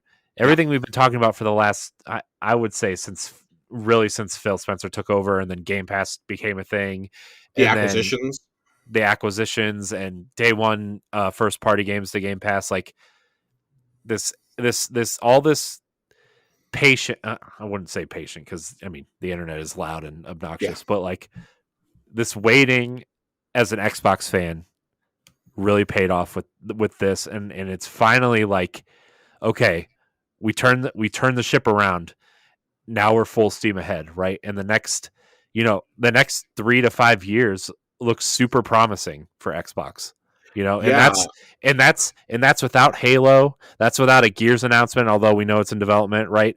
Like their heavy hitters aren't even in play right now, which is amazing because the next time we see Halo, it might be like something incredible. And the next time we see Gears, like I'm all for Gear 6. I'm ready.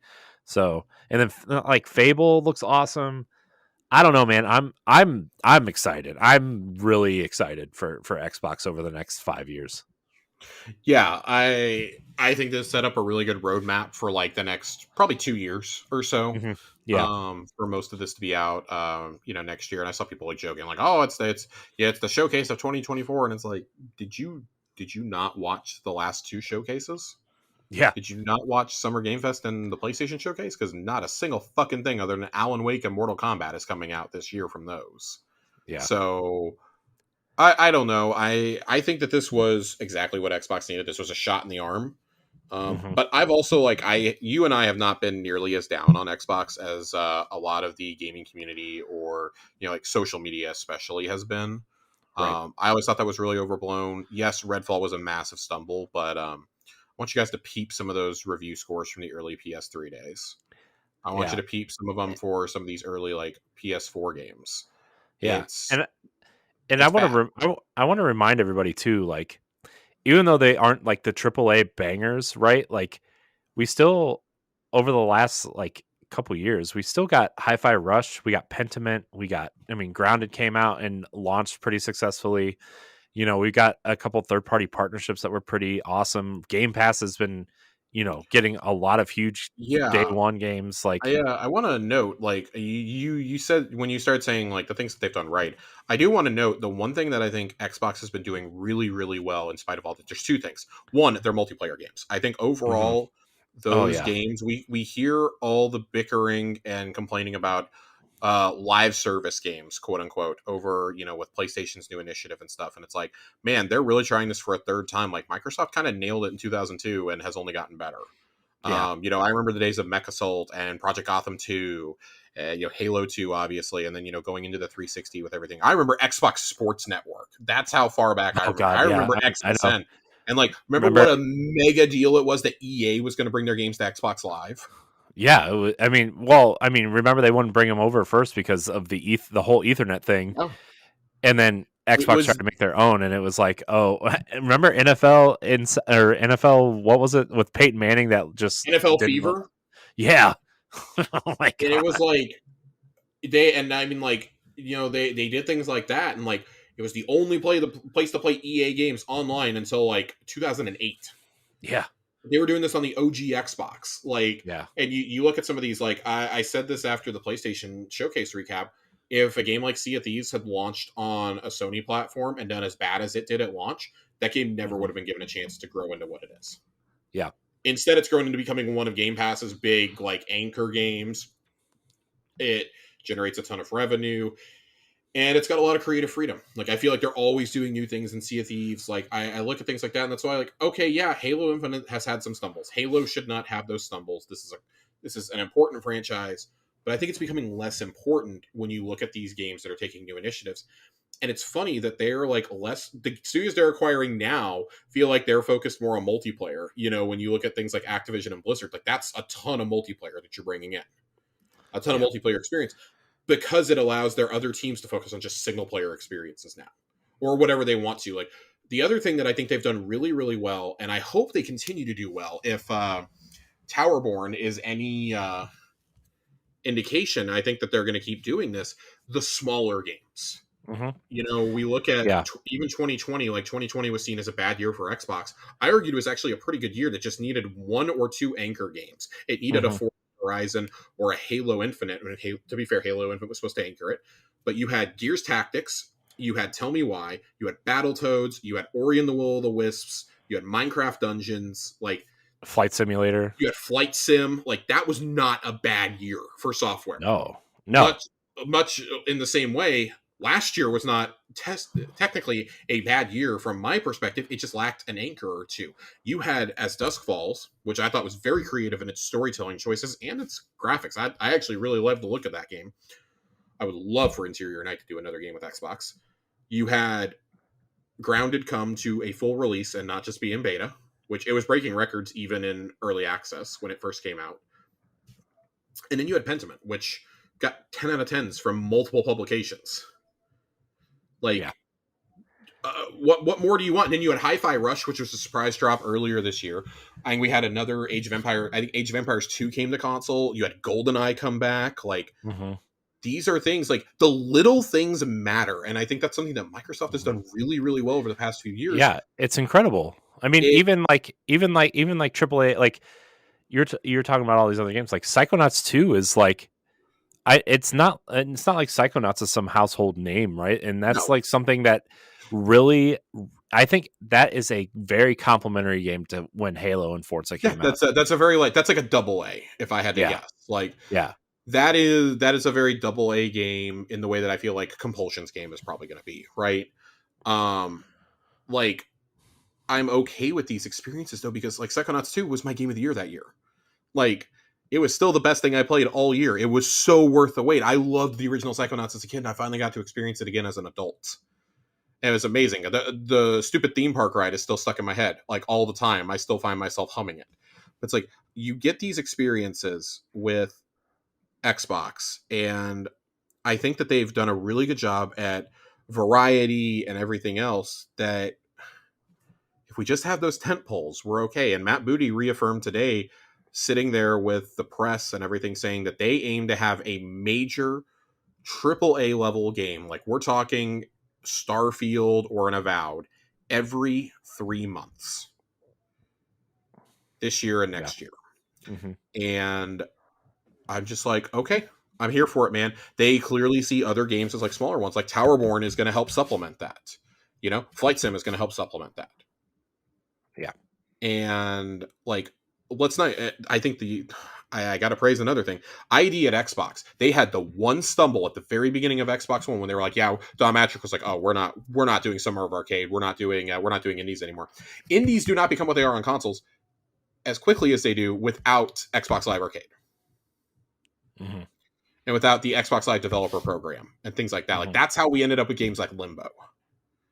So to see them immediately realize how bad of a decision this was and set up ID at Xbox, Chris Charla is like secretly one of Xbox's greatest assets. He's been doing this for over a decade for them. All he does is meet with indie devs to get them to pitch their game to Xbox. Mm-hmm. And they invest in these. What was it? Sarah was talking about it today. Like, they have another program that they do that helps marginalized creators be able to bring their games to the market, and they've like already sponsored 40 or 50 games like that. Yeah. Like, the future has never looked brighter. Phil was affirming today that they are more profitable today in the Xbox division by like what was it? It was some crazy number. Like, it was like 30 or 40% more than more like what than the the 360 360. Air. Yeah. Yeah. Just insane. At least. Yeah. Yeah. So I mean, the future has never looked brighter. I know we're gonna get out of here. It's never looked better. I am very excited to see where we get there. They have a whole article over on Xbox Wire, Xbox's bright future and how we'll get there. They announced another partnership with GeForce today. Yeah, that was huge. Your entire Game Pass library can be streamed on GeForce now. They did have to like change that to say select games, but they're really pushing that Starfield is going to be one of those. Yeah, I wonder if it's going, because like I wonder if they don't want to step on any toes from Steam, and I wonder if it's like a curated version of Game Pass specifically for this, right? Like their first party games and maybe a few extras, right? So I want to read a stat here about ID at Xbox. This is one of the ones I was looking for. Our indie program, ID at Xbox, has now paid out over $4 billion to over 5,000 creators in 100 countries. Our new developer acceleration program is helping to bring new, less heard voices into the space. We've already helped to fund projects from 30 underrepresented developers and are in contact with 250 more. One of Sarah Bond's favorite notes coming out of the showcase today is that every one of the Game Pass titles featured this year comes from a creator that has previously released a game with Game Pass. That is just absolutely wild. Mm-hmm. That is wild. I'm gonna look for the exact Phil Spencer number. If you want to, share any final thoughts that you have, I guess. Yeah, I mean, we've been waving the Xbox flag for so long, Josh. You and I, so long, and like even in the the droughts, we've been aiming to use Xbox in different ways. Like we bought the Series X obviously for the potential of Xbox first party, but also like Destiny for 60 frames a second, or Game Pass, or the online service is better than PlayStation's, right? Or I mean, just the way the console functions in terms of like the store is leagues above PlayStation's in terms of discoverability and searchability and just finding things in general. And even when we got things like Crackdown, right? Which, granted, Crackdown 3 was not not an amazing game, but I think that Xbox just, it offers so much outside of their first party that I don't know. It kind of shocks me sometimes when people, and I get that PlayStation has the these massive exclusives that everybody loves, but it just kind of rightfully so. Yeah. But like for people who have both consoles or like are just thinking about choosing one over the other, and I don't know, man. I still prefer Xbox. I don't even remember the last time I turned my PlayStation on, to be honest with you. I mean, I know I'm missing some things on there, but like I just love the Yeah. Xbox, man, It's and the I'm not. ecosystem that I love, and Mhm. man, I really the controller, the UI, Xbox Live, Game Pass, like it all just comes together in such a good package. And now I can play games on the go, Yeah, that's the and other thing I too. Is love like, that. I've started playing games on my iPad.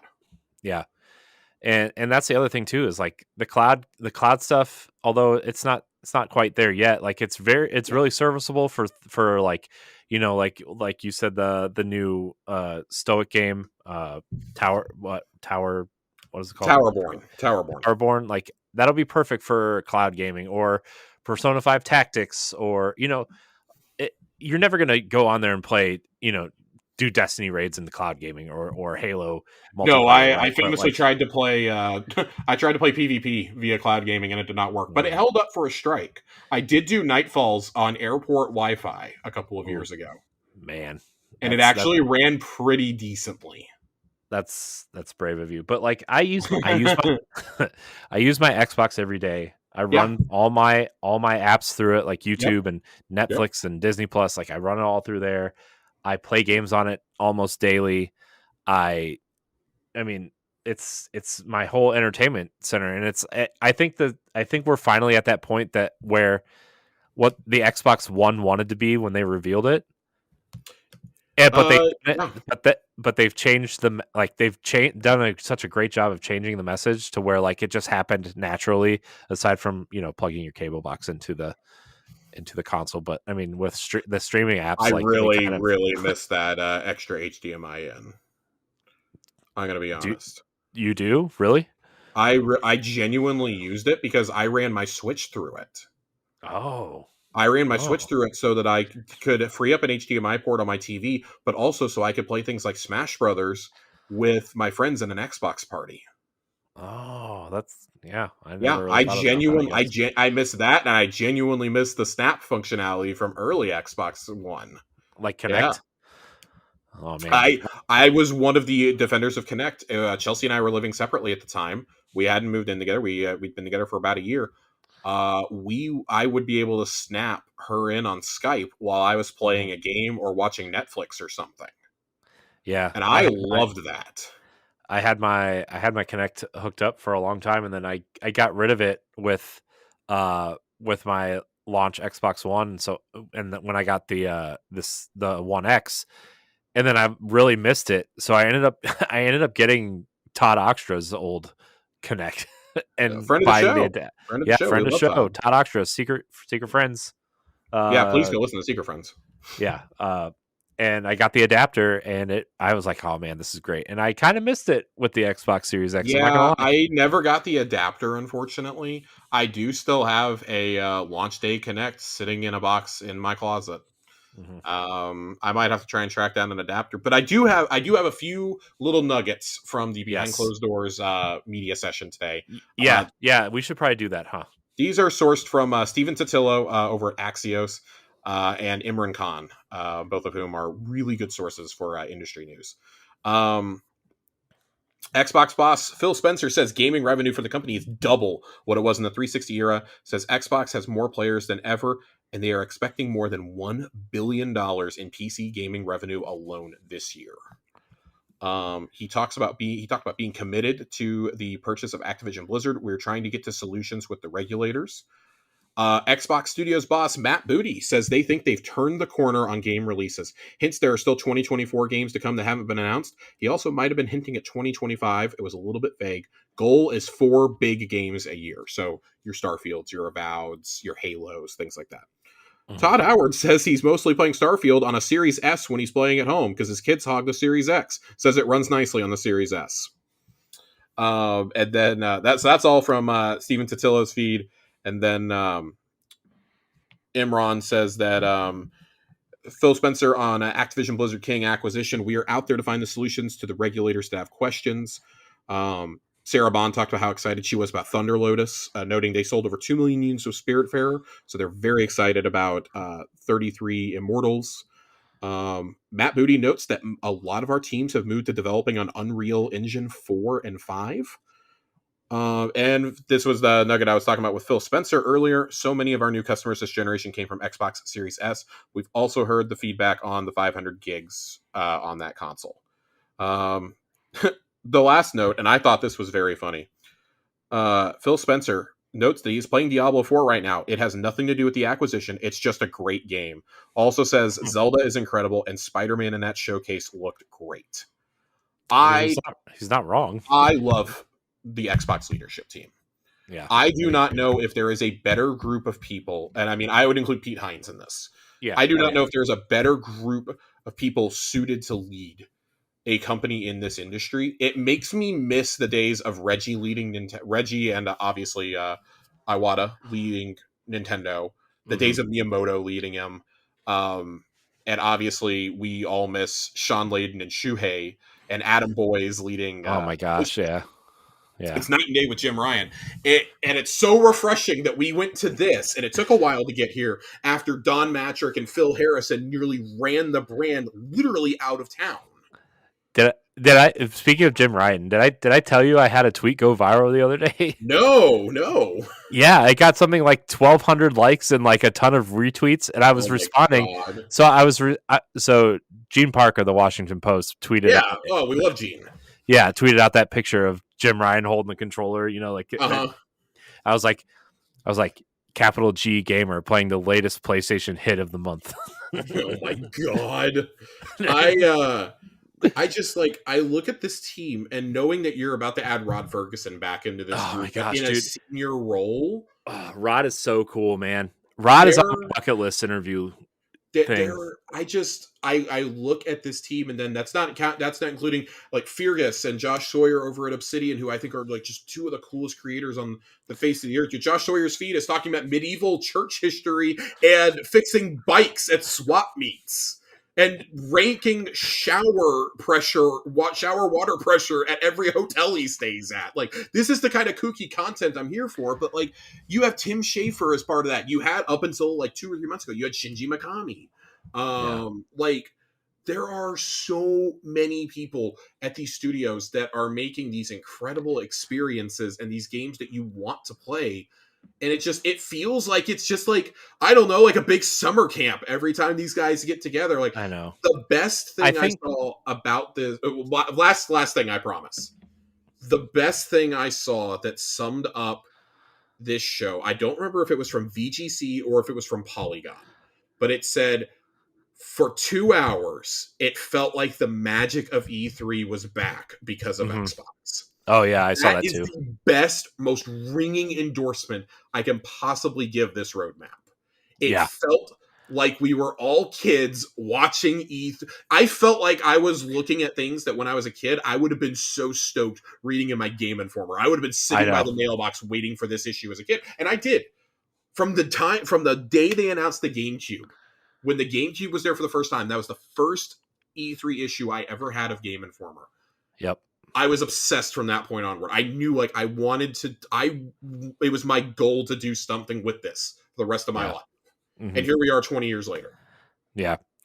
I want to say one last thing about the Xbox leadership team, which you and I both agree, one of the best leadership teams probably ever in gaming, maybe ever. I'm not, time will tell, but like, I think the reason why they're great too is they're so relatable, and they feel relaxed, and they feel like they actually play games and know what they're talking about. Like, because like you look at PlayStation leadership or Nintendo leadership right now, right? And they feel like suits who are trying to sell a product, right? They feel like they're trying to, do business, and like, granted, Xbox trying to make money too, right? But like, Phil and Sarah feel so relatable in terms of like, you could go out and talk video games with them over a beer at some point, or Pete Hines has always been awesome.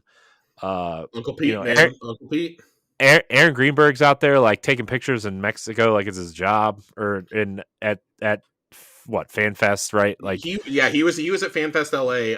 Larry Herb is out in Mexico. Okay, I had him swapped, and I mean, that's another thing. Larry's out there like taking selfies from the stage with all these people cheering. Like, they're just so good at being relatable and having that message still come across. And And it feels like, and I know that like part of this is like they understand that like you got to be like this if you're going mhm, to connect with gamers as a suit these days.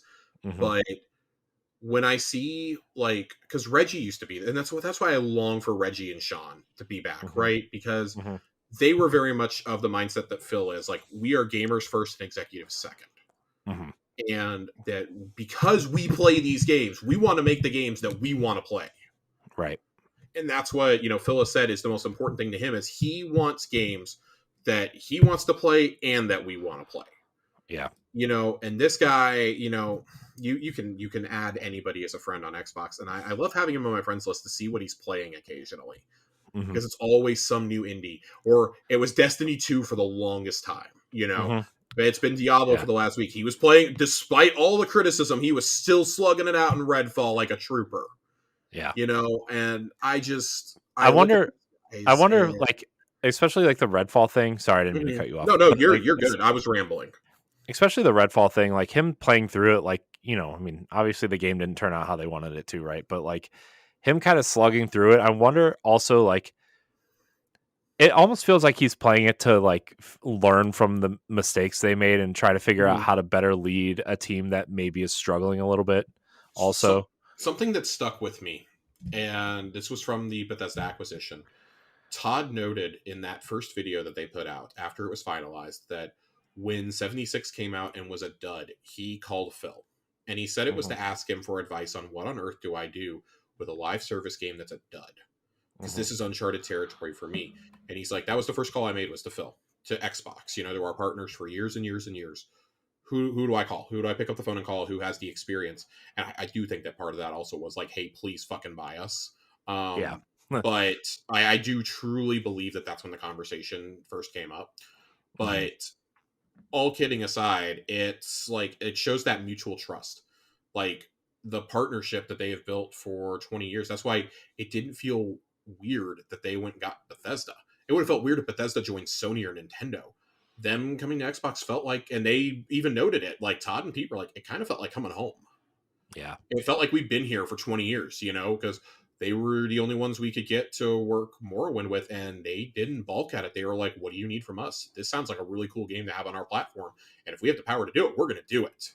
Yeah. And that led to, 20 years of cooperation. Like we've always joked that those games were always better optimized on Xbox than anywhere else, anyways. I mean, yeah, I mean, that's the So Skyrim joke, right? I mean, that's the Fallout 4 joke. Yeah. yeah, Our friend Ray played it on there and he had to stop. He actually stopped and went and played it on Xbox because it was so bad.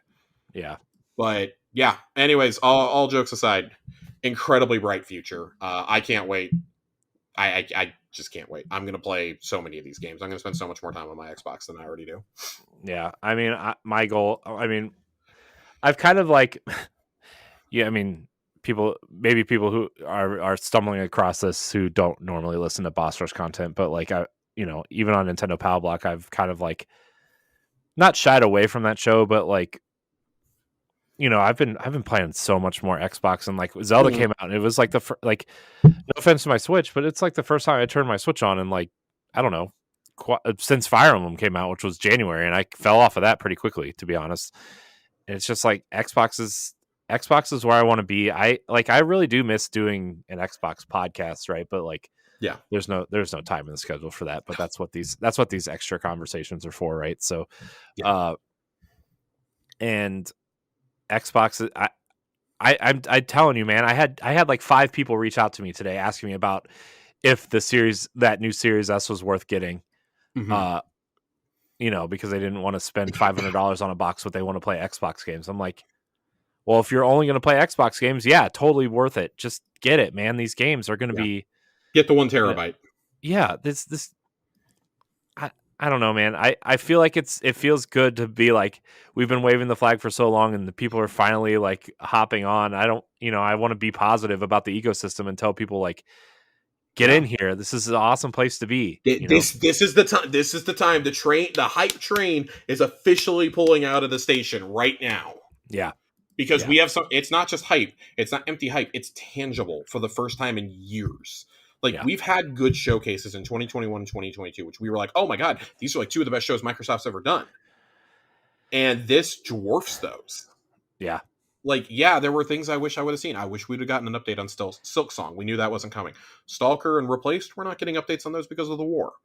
Yeah. You know, and like you can't hold that against the developers. Like, yeah, but you know what that makes me excited for? It makes me excited for the next showcase and then the next one, because there's always going to be stuff to show. Like that, and that's something that I think that Brian McCaffrey noted really well, and that we've noted a few times.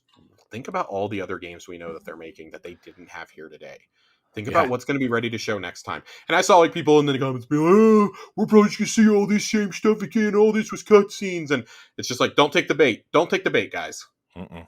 No, it's here. This is what we saw was real. Mm-hmm. So it's awesome. Can't wait.